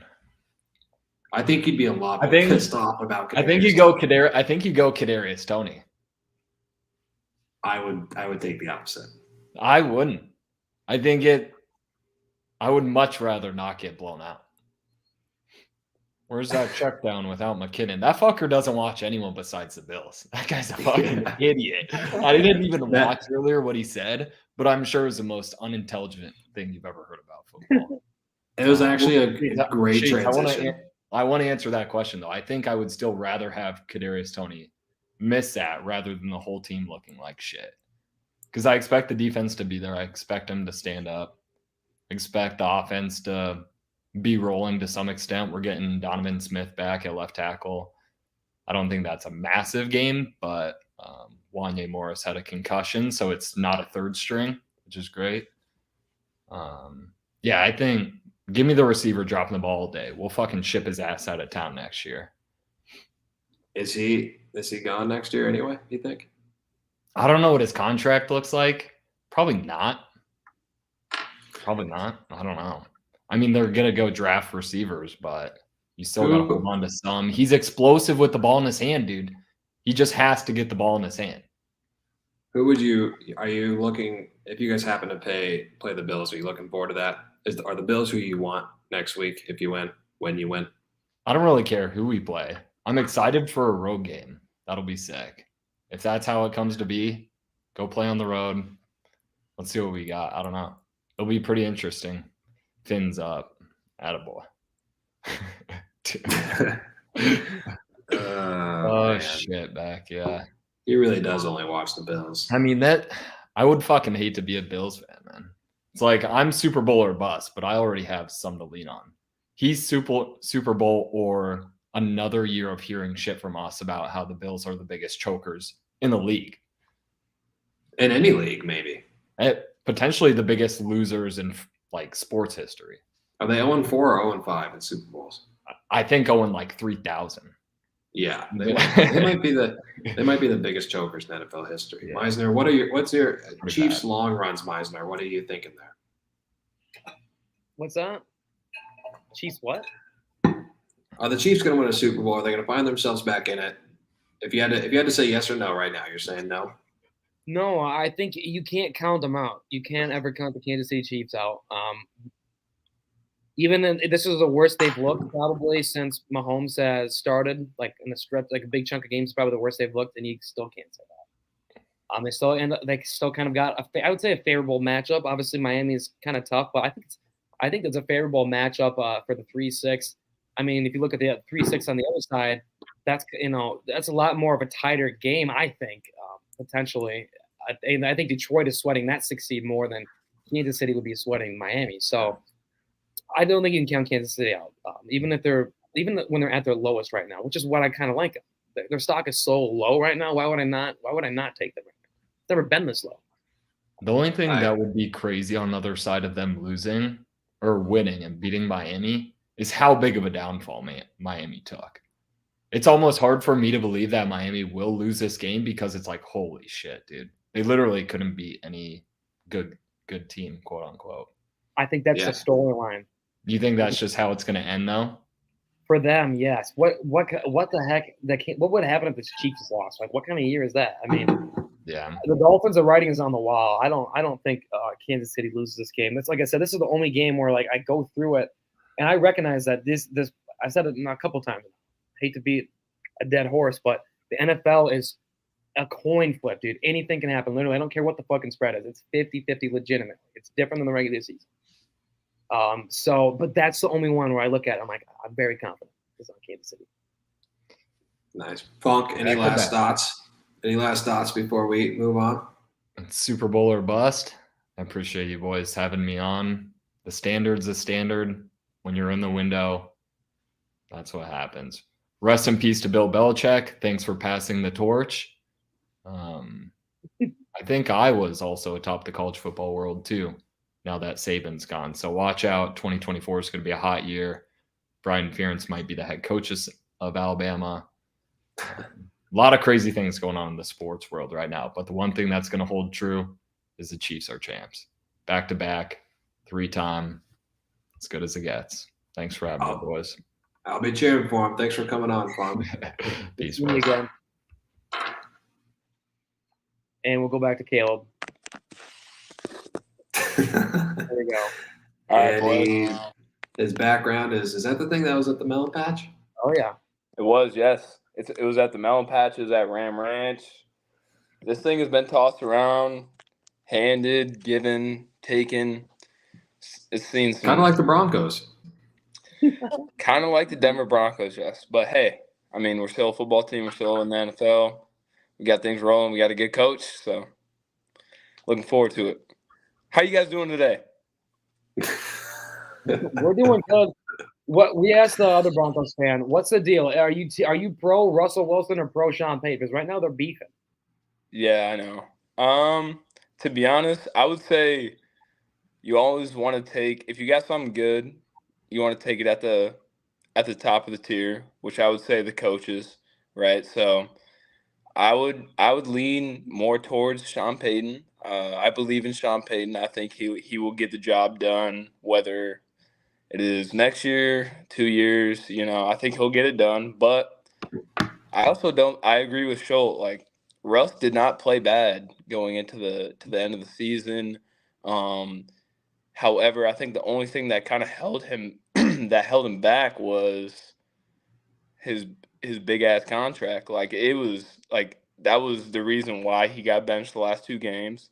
And I mean, that's the reason why we're kind of limited in the free agency, limited in kind of where we want to go in the draft. So I don't know, it's kind of tough, but I would say I'm leaning more towards the Sean Payton. Do you think you'd be buddies with Russell Wilson if you knew him? Man, have you seen the YouTube or like the Instagram videos where he takes his buddies to where's that at? No. He takes them to like some like ranch or like some like resort, like all the receivers. He did it in Seattle with like DK Metcalf, Ty Lockett, and they did like just basically like 1-on-1, 7-on-7 stuff. But like is when like Russell went famous, he had like the pads and the helmet on, and he was going against nothing. Russell was? Yeah. That's like where it was like the biggest meme of Russell Wilson kind of developed. But yeah, so I would say like that, that input of like doing that and like creating that kind of chemistry and doing that, like, yeah, I like that, but at the same time it's like we're trying to win football games. We don't need to post Instagram posts. You'd be right there with him in the Subway commercials. You'd be holding his hand, running the same lines as Russell Wilson. The Danger Witch? The Danger Witch, yeah. Yeah, you know all about the Danger Witch. Mr. Unlimited. Yeah. Yeah, see, there you go. That's why I asked it. I knew you guys would be best friends. Hey, you see what jersey I'm wearing? Is that a Manning? Is that Peyton's jersey? Shout out to the Colts. I was the original OG Colts fan when Peyton was there. However, this is where me and Meisner kind of butt heads. I think the Colts kind of did Peyton wrong, so I was kind of on his boat, kind of taking where he was going to go. So follow him to the Broncos, and now I'm here, man. And man, 2 Super Bowls, won one, lost one to the quarterback that we have now that we're arguing about. So I don't know, man. I think we got a good. We got probably one of the richest owners, CEOs in the business right now. So that's an upside, but we're also like, was it like maybe $20 million over salary cap? So I'm convinced that salary cap's fake. Go ahead, Mize. Well, it's just like the Broncos, the longest thing after Peyton Manning was like they couldn't find a quarterback. They even had some like decent coaches, but they couldn't find the quarterback. They finally got one now. Yeah. And it's just like they're trying to get him out of town already. It's like, it hasn't quite worked out. It's been 2 years, no playoffs, but I don't know. Here's my thing. I think we keep Russ. Kind of like what Schultz said. He's on a $240-some million contract, and if he takes like a deduction from that, it would be like, I think the same amount would be like 30. It'd be the same amount of what he would get this year, about like 30 something like that, million. So if he takes a deduction, that would kind of help us out within the free agency, kind of within trying to trading draft picks. I don't know, but it's just I think we should keep Russ because he was playing well and he's a good quarterback. Like, don't get me wrong, he's a good quarterback. He won a Super Bowl. He beat the team that I root for. So, I believe in him. I believe in the team. I believe in Sean. So, it's just all about what moves we make and the decisions that are leading moving forward. Go ahead. Well, I thought you were going to say something. Yeah. That same contract that Russell Wilson got is what Meisner got. Meisner and I got from Stoken Candles for Lamb on the Line. But yeah, I thought you got that from Lisa Russell. No, Lisa doesn't have 240 million. Stole some candles though. They did sell quite a bit of candles, and they forked up some money for us. But let's we talked Shout about out, the shout out. Broncos. What do you got in the playoffs before we move on? What's your playoff take? Who's winning this week that maybe shouldn't? Who's winning the Super Bowl? What do you got? Like my picks, you talking about? Yeah.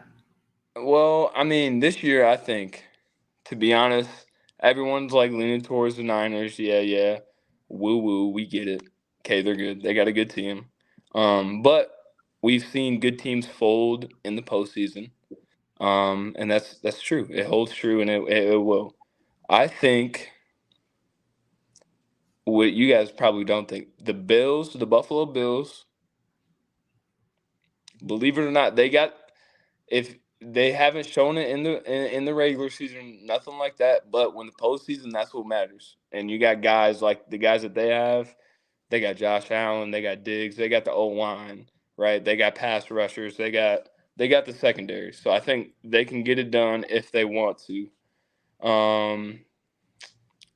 Meisner, I like your Cowboys, man. I think they can make a run. I mean, I think they got the guys, they got the weapons, and it just all depends on your boy Big Mike, man. What is he gonna do in the situation where, hey, it's time to go win a game? Like what are we gonna do? So it's all about that. And then I would say one more thing. Two teams actually that scare me. Green Bay Packers. No. Well, the Packers are good, but they're not gonna go far. They got a good quarterback, they got a good team, but if they win, they'll probably lose again. Just because of how good of the teams are and how good they play under good coaches and under like high pressure scenarios, especially the playoffs. So one team that scares me, Detroit Lions. Okay, they got a good coach, a quarterback that went to the Super Bowl, a great O-line, and a team that has a constant chip on their shoulder. Also, the Baltimore Ravens.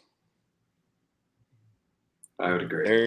They are them versus everybody. So it's up to them. It's up to those teams. I don't know. I'm excited for as a fan that doesn't have a team in the playoffs. I'm excited for the playoffs. I'm excited to watch. It'll be fun. I'm looking forward to it. Meisner, what hoodie is that? Is that a Oregon?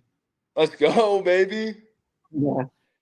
Dan Lanning Packer staying green. home. He said, fuck Alabama. Yeah, fuck those guys. You said I'm wearing Packer green on the podcast tonight. Hey, Hey, real quick before we leave, my last question. We got Belichick, Carroll, and Vrabel.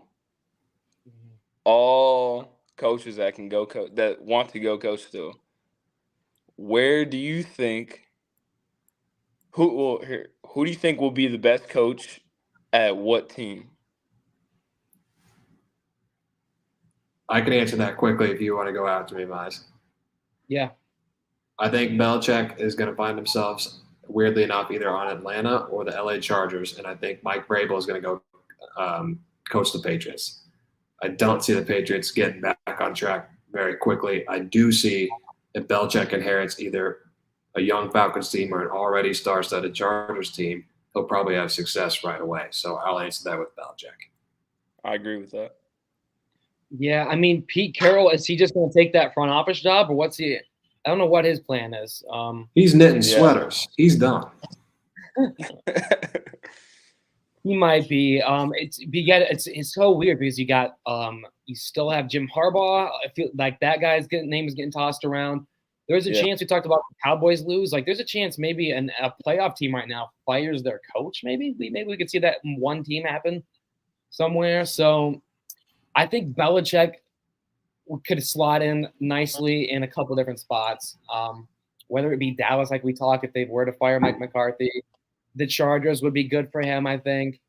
And I could also see him maybe going into Washington, which sounds weird. I could see him taking that Washington job. Then Vrabel probably New England.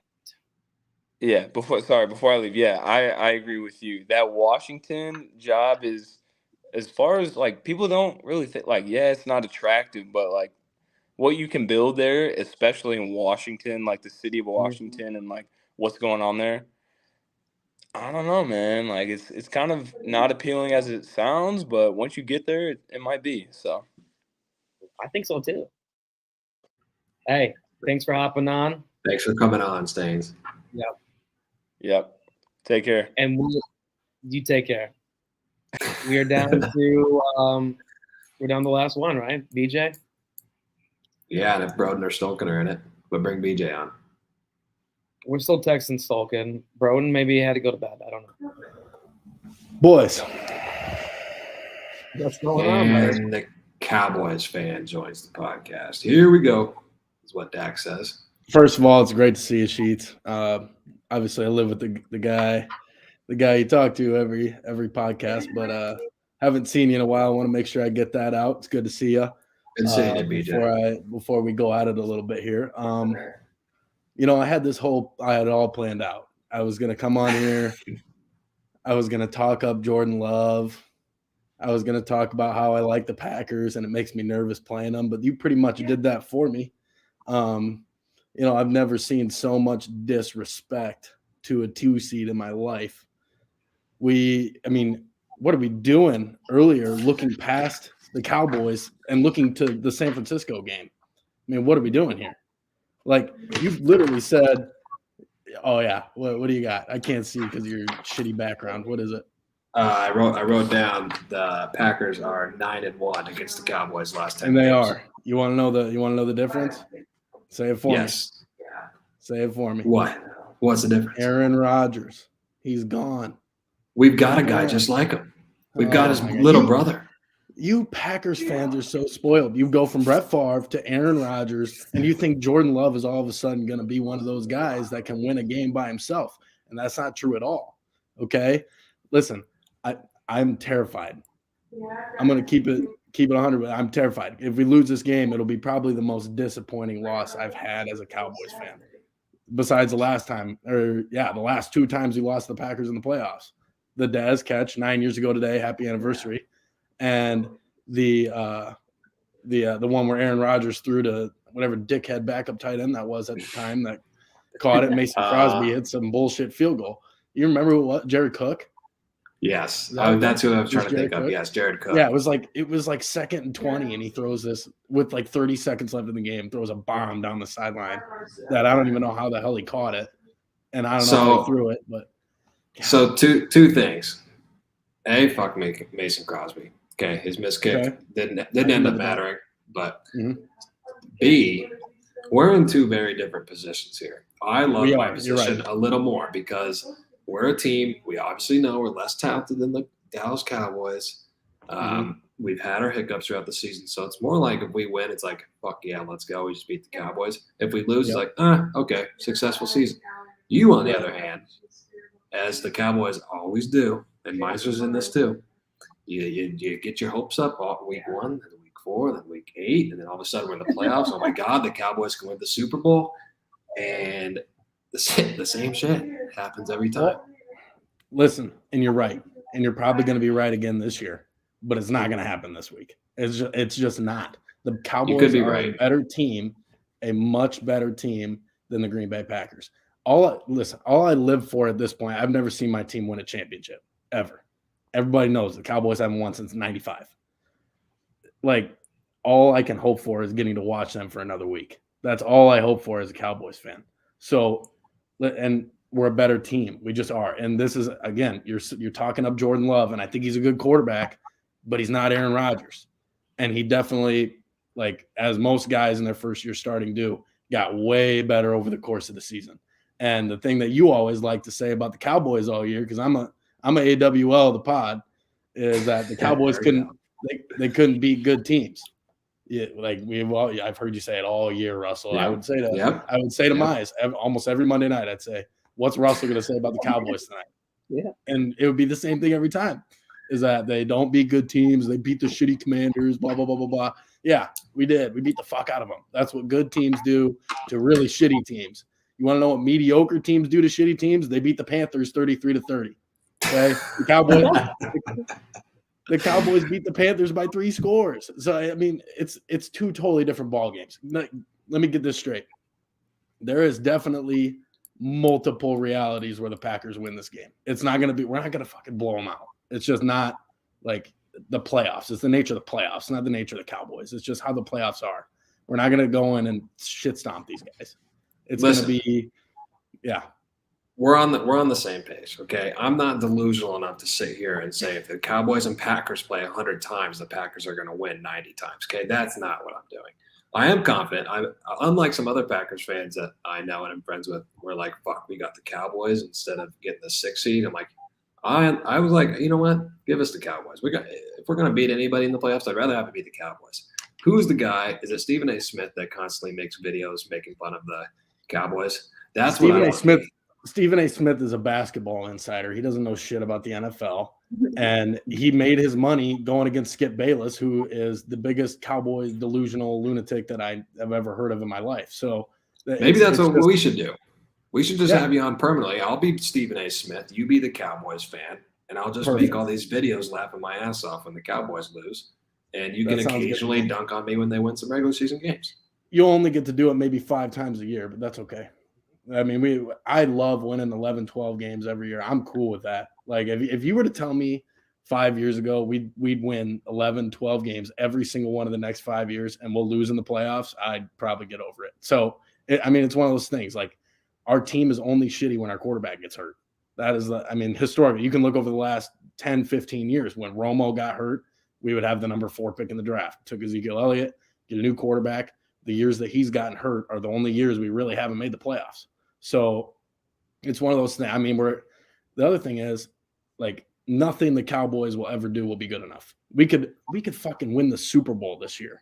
And somebody would say something like, oh, the 49ers got bounced, or like something like that. Like, it won't be good enough no matter what. It's true. Because I'm not going to sit here and say we'll beat the 49ers. If we play the 49ers in the NFC Championship game, we're not going to win. It is just they're the better team.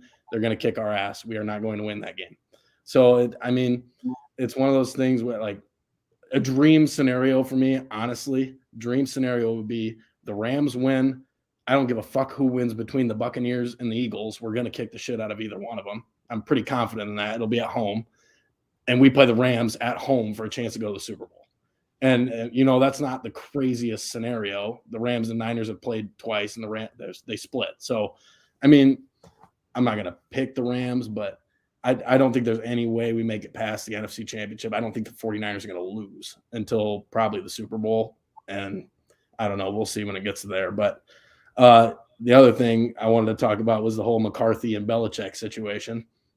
Is McCarthy 100%, I think, is going to get fired if he loses this game. Jerry Jones had an interview. It was all over the place. I think it was last week or 2 weeks ago, where they asked him point blank, if McCarthy doesn't win in the playoffs, are you going to fire him? And he just kind of danced around it and said, well, he's got a great track record, yada, yada, yada. Like, he never said Mike McCarthy's our coach. Like, and Jerry says he's done that. Like, with Dak Prescott, when they said, are you going to move on from Dak Prescott? He says, Dak is our quarterback. He's going to be here through thick and thin, no matter what. He wouldn't say that about Mike McCarthy. So I would not be shocked to see him fired after this game. And I don't want Bill Belichick to be our next head coach, but fucking Jerry, man, you just never know. So we'll see. And I think it'd be him or Harbaugh, which would be it's a lose-lose. There's no winning in that scenario, but I don't know.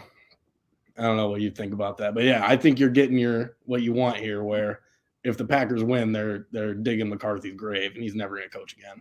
So yeah.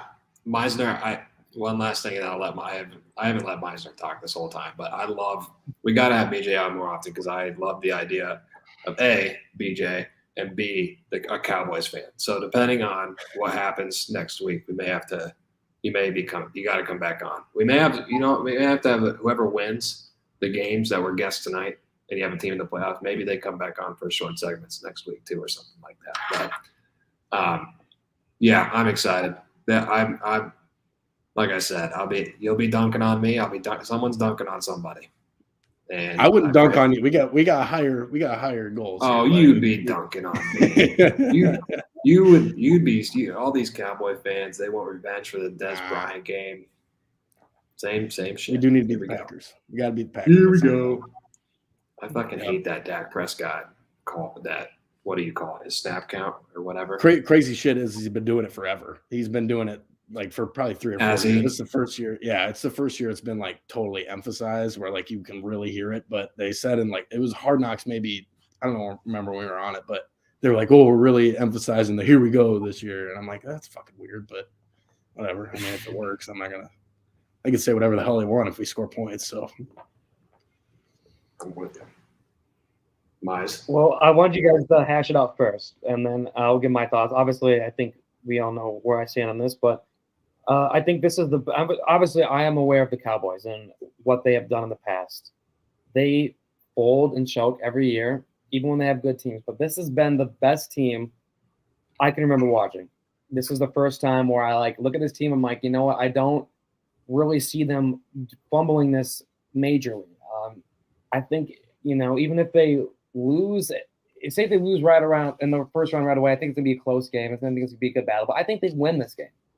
I don't think that they're going to lose, and I think they're going to go on a run. I really think this is the year either a team like the Bills or the Cowboys, who haven't been in there forever, are maybe not winning it, but are playing in a Super Bowl.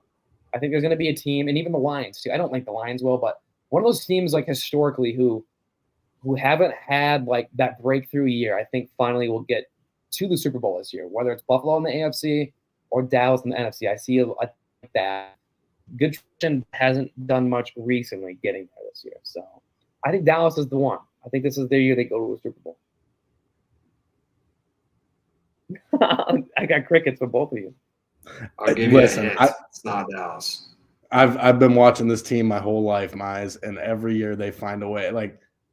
Look, I'm full in agreement with you that this is by far since 2014, since the Dez catch game when DeMarco Murray ran for almost 2,000 yards. Like this is the best team since then, and I don't think our defense is as good as it was then with like Sean Lee and like we had guys on the edge that would just tear shit up. It was just like it's a different team, and we would just make a living out of pounding the rock and just beating the shit out of teams. And Romo was great on third down, all that stuff.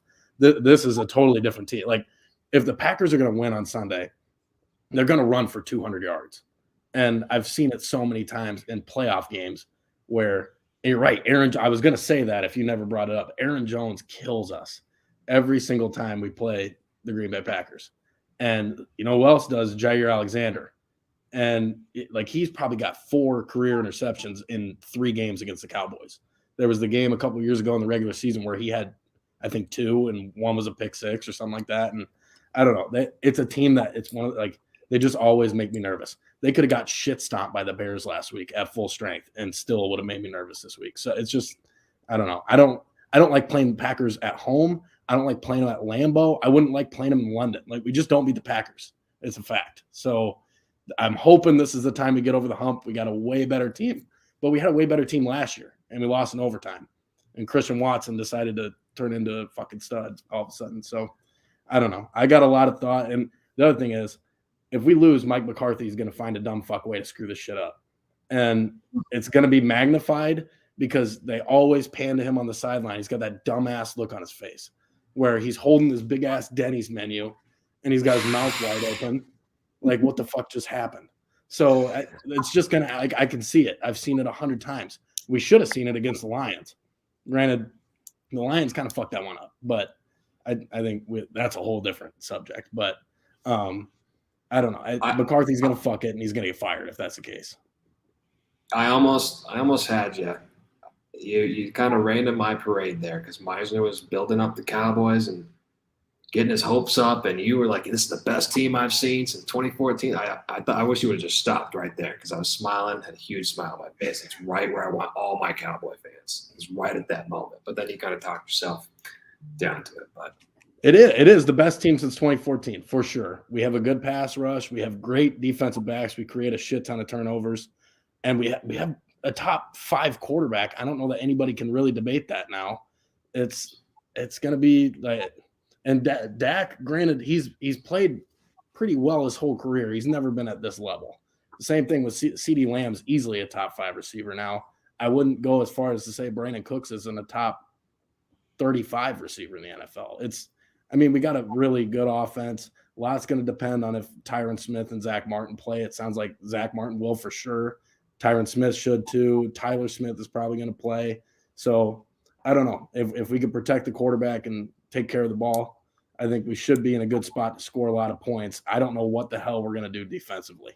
If we can create turnovers, it's going to be a good game. If we don't, anything can happen. They're one of those teams, the Packers are one of those teams where if you let them hang around too long, we could be in some significant trouble. So I don't know. Listen, it's going to be a lot of fun. I know that.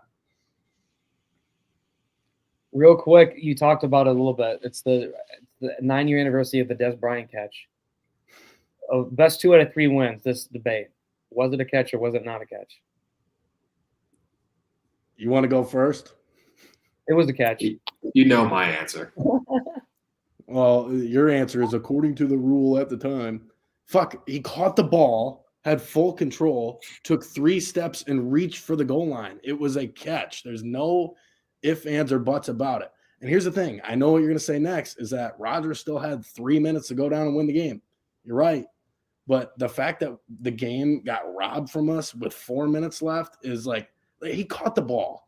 The ball was caught, and he reached for the goal line. And it should have been a fucking touchdown. It was a touchdown pass. And I don't like that the game – like, if that game took place right now, it's a catch and a touchdown. And who knows what happens? Who knows? You know what would be great is if the Packers win on that same play and they call it a catch and we catch it. I would. You want to talk storylines, Meisner? That would be my dream scenario, I think. I don't think you got a guy that can do that right now. Go up and get it like that. We've got one, and he's a running back. Okay. I don't know about that. I don't think a running back's ever making that play, but Aaron Jones. Hey, that's fine. We'll add to the delusion. It's okay. Have fun with your game against the 49ers. Oh yeah. Next year in the preseason. It'll be great. Is that an Imagine Dragons poster in the back? Yeah. Damn right it is. Imagine Dragons has some great PE songs. I know C-Dot knows a lot about that. Teaching you elementary kids. I bet that's all over his playlist. Imagine Dragon, these nuts on all over the Cowboys. I don't know about the Cowboys, but we can agree to disagree. Also, real quick before I go, I did want to mention we were talking about all the different beverages we got here. My little brother bought me this man cup for Christmas. And it's literally a piece of stone that's got like a hand grip. Got a Hawkeye logo on it there, so you probably won't like it as much. But I'm not kidding. You can fit a lot of beverage in this. So I haven't had a lot yet. That too. Oh, you definitely could.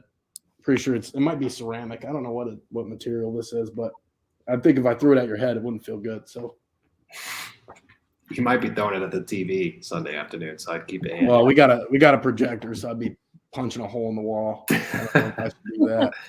Meisner, will you please send me videos of BJ watching the Cowboys-Packers game? Oh, I don't think you want that, buddy, when I'm cheering after a 60-yard bomb to CeeDee Lamb to just break your spirits. I don't know if you want that. What I would say is, what's the spread? I was actually going to look that up. Got to be high for the Cowboys. Nah, Packers +7. So take Packers +7 all day. I'll give you that. I would take the Packers. And another thing that's a big concern. I got a lot of concerns. Don't get me wrong. This isn't we're going to about a 65% chance that we're going to win the game. If Brandon Aubrey gets the yips like fucking Brett Maher did last year, I don't know, man. I don't think I'll ever sit well after that. And the kicking game is going to make a big difference. We'll see. That guy's a stud, Aubrey. He is a stud. Also, if we don't win, I really hope we at least give you guys a little scare, get a little shit in your pants some way, one way or another. You will. I really don't want to get blown out. But well, that'd be worse I think we've got the best defense that the Packers have faced since probably the Lions on Thanksgiving. So I think it'll be a challenge. Jordan Love, if the Packers win this game, Jordan Love is going to get a fucking massive contract. Like, the guy is going to be definitely widely considered legit at this point. Because I will say, I think because he's in the Favre and Rodgers shadow, he's definitely getting like not as much like hype as the other guys did. Like he's a very good quarterback, and he what the hell? Oh, the PE playlist Dodd's talking about. Okay, yeah, Coldplay. That's a good one too. Anyway, so I lost my train of thought. What was I saying? You were saying how the Packers were going to beat the Cowboys probably like 14-10 or something. Oh, that ain't going to happen. We're going to score at least – if we score 27 points, we're going to win the game. So 27. I'm cutting it off at 27. My final score prediction, if I had to give one right now, would be 27-20 Cowboys. Write that shit down. I'm going to put it in on FanDuel too. Yeah. If you win the game, I don't want you dunking on me because I gave you plenty of props. I haven't heard you say once that you're scared of the Cowboys. So I won't need to dunk on you. You'll just be dunking on yourself and your own brain of yours, like every other Cowboys fans. If you guys lose. You're probably So, right. My brain's scrambled eggs after the last 23 years of my life with the Dallas Cowboys. You won't hear a peep from me. It'll just be your own voice in your own head. This is what I know for sure. It's not going to be a comfortable win ever for the Pat. Like when we lose in the playoffs, we lose on some dumbass shit. We always do something stupid every single time. We lose in the playoffs a lot. So that's a lot of dumb shit, Sheets. So I don't think if we lose, it's going to be on something really stupid. So I don't know. I can't wait to see how we fuck this one up. Well, gentlemen, I'll let you get back to it. It's always a pleasure. I definitely went way over 5 minutes. Hopefully Carver's not freaking out about the Vikings and who they play this week. So Thanks for coming on, BJ. Hey, I'll tell you what, win or lose, I'll be back on next week. Yes. All right. Okay. We can hash it out then. See you, fellas. See ya. BJ. Broden popped in for a second in the chat, but now he's back out. I guess we can give him a moment to get back in if he wants to. Is he your last one? Is Carver? He's the last one. I think Carver got hammered at the bar. Said That'd be even better. Tell him to come on if he's hammered. He was in the waiting room, but he I don't think his phone connection was very good. So I just texted Broden. But either way, I think this was great. I loved talking to everybody, hearing everybody's opinions. It was good. Obviously, we might have went a little bit longer than 5 minutes with each guest, but it was good to see everybody on there. We had a couple different playoff teams. We had Steelers in there, obviously, Cowboys, Packers, even the Rams, Chiefs. So we got a good mix of team fandom in there. But I'm looking forward to the wild card. This is always, like you said it. You said it the other day when I was with you. There's only a handful of games. I think you said like 14 or something. And then after this week, it's like cuts them in half, damn near. So enjoy this week. Enjoy every game.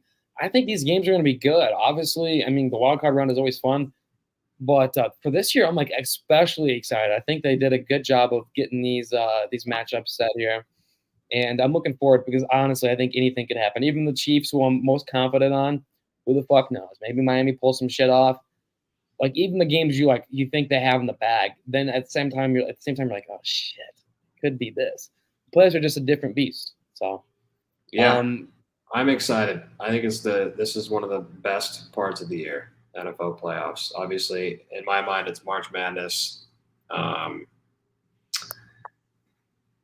And you know what? Probably NFL playoffs. It probably goes March Madness and NFL playoffs. So I'm excited for this weekend and the following weeks. We have 13 games to be exact, 6 this week, 4 the next, 2 then 1.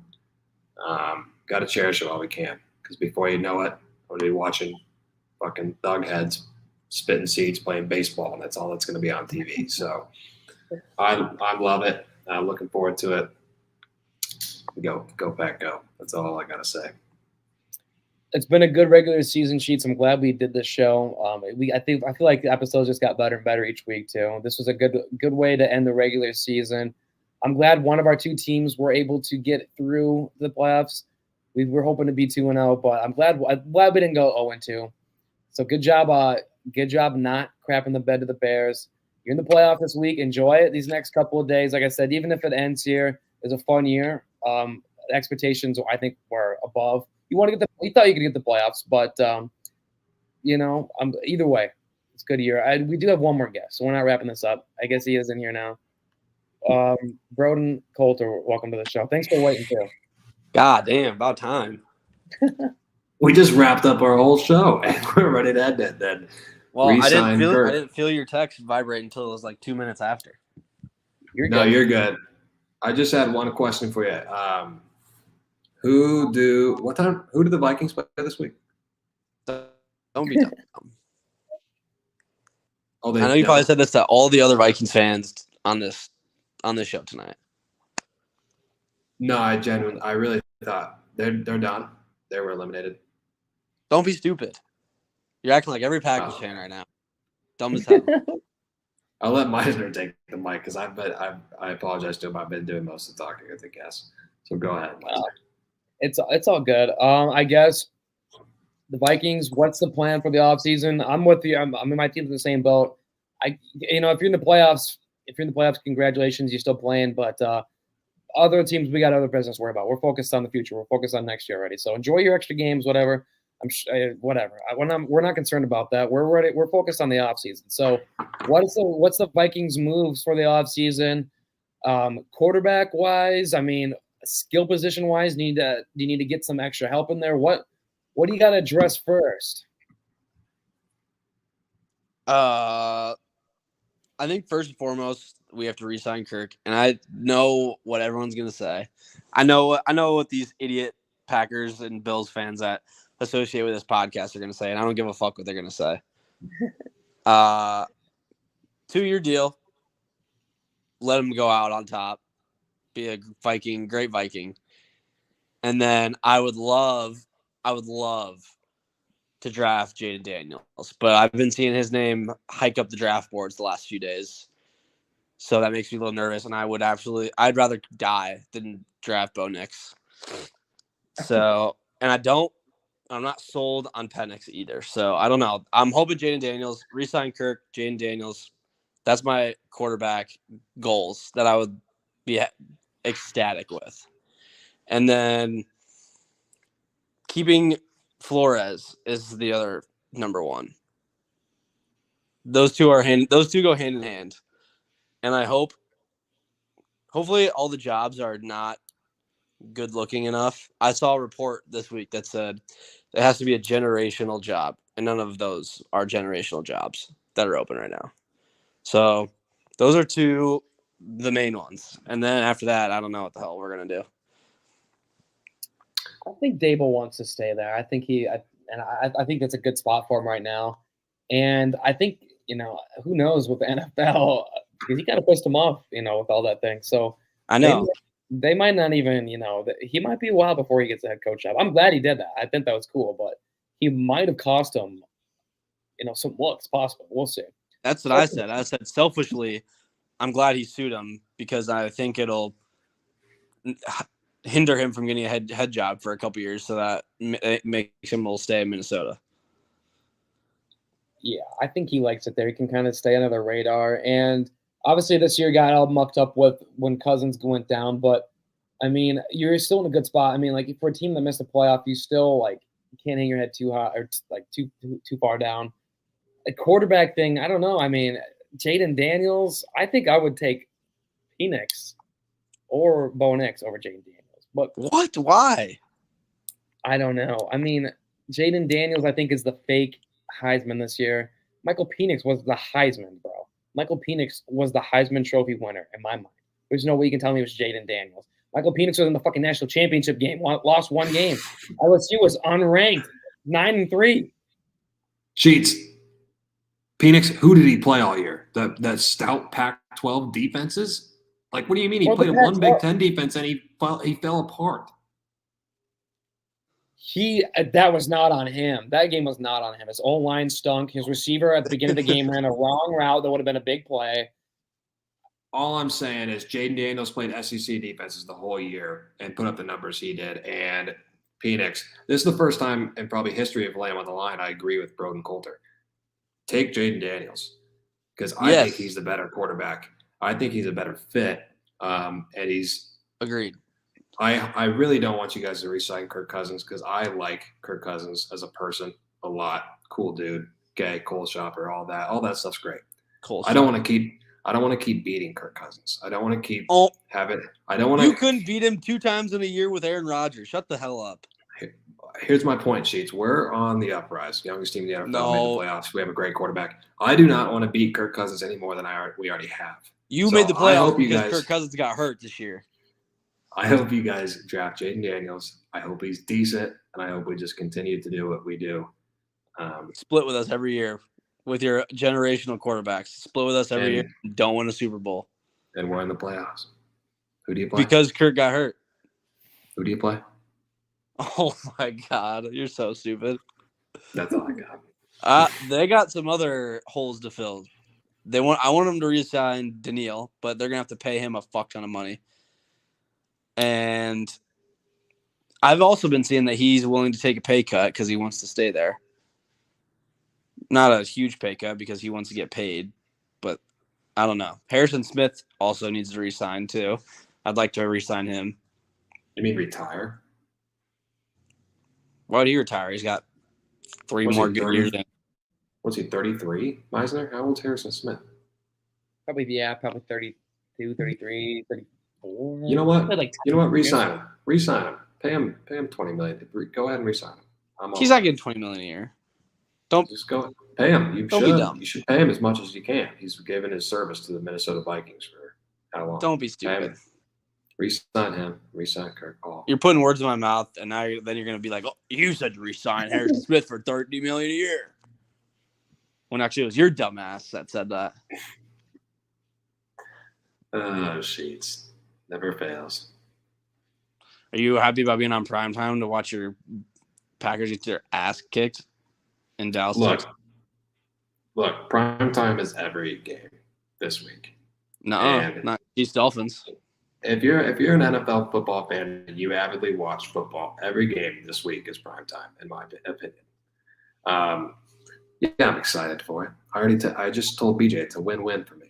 If we lose, successful season. Jordan Love looks great. We're the youngest team in the NFL. If we win, great. We just dunked on the Cowboys, and I get to watch Stephen A. Smith make fun of that clown and the rest of the Cowboys nation. You thought Jordan Love looked great this year? Yeah. You didn't? Meisner, you would care to chime in here? Great. He looked good. I don't know if I'd say great. He looked very good. I think Jordan Love's good. I mean, they wouldn't have left the Green Bay Packers wouldn't have left him on the bench for all these years if they knew he was going to stink. So I think we know he's good. Well, I mean, I don't know. It's his first year as a starter. I mean, we're already wrapped up on what his legacy is going to be. He would have one good game and throw a stinker up the next fucking game. Yeah, so could Patrick Mahomes. So could Lamar Jackson. All these people could. He had 4,200 yards, 32 touchdowns, 11 picks in his first full season as an NFL quarterback. I'd say that's pretty great. Great to stretch. He was okay. He's got a ceiling higher than Kirk Cousins. I tell you, that fucker ain't winning the Super Bowl either. Dummy. Kirk Cousins? No, Jordan Love. Yeah, Kirk Cousins. We'll see, Stains. I think he's on a great trajectory with great people around him. So I think he can. I think his ceiling is a Super Bowl. Kirk Cousins never had that in him. Never will. Oh my God. You're such a fucking hoe. What? How many does he get? Does Jordan Love get more Super Bowls than your beloved Aaron Rodgers? One. Probably not. Oh, I would love him to. If I'm being realistic, his ceiling is probably one Super Bowl. Which, again, how many of the Vikings have? Oh my God, you weren't even alive. Yeah, you were alive for one. Just keep throwing me the ball, Sheets. Keep throwing it to me, and I'll just keep alley-oop, just dunking. Where'd your hands go, dummy? Right on the Vikings. Dude, you say this shit every year, but you can never beat us 2 games in one season. You literally cannot. You're allergic to it. There's nothing. And then you go do nothing in the playoffs on Saturday, and you're like, we made the playoffs. That's loser mentality. There's nothing that puts a smile on my face more than these 2 things. One thing, getting Broden Coulter all fired up. Number 2, getting Vikings fans all fired up. And you happen to be both. So this is great. We got to have Oh my Rosen on God. more often. You get so many Vikings fans fired up. You You don't just get me don't. fired up. You just look stupid. You guys got monkeys hitting symbols in your brain. That's all that's going on. And you're fine. You're That's all I devastated. got. Jeez. Who is your guys' Super Bowl matchup? What's your Super Bowl matchups? Steelers, Rams. Okay.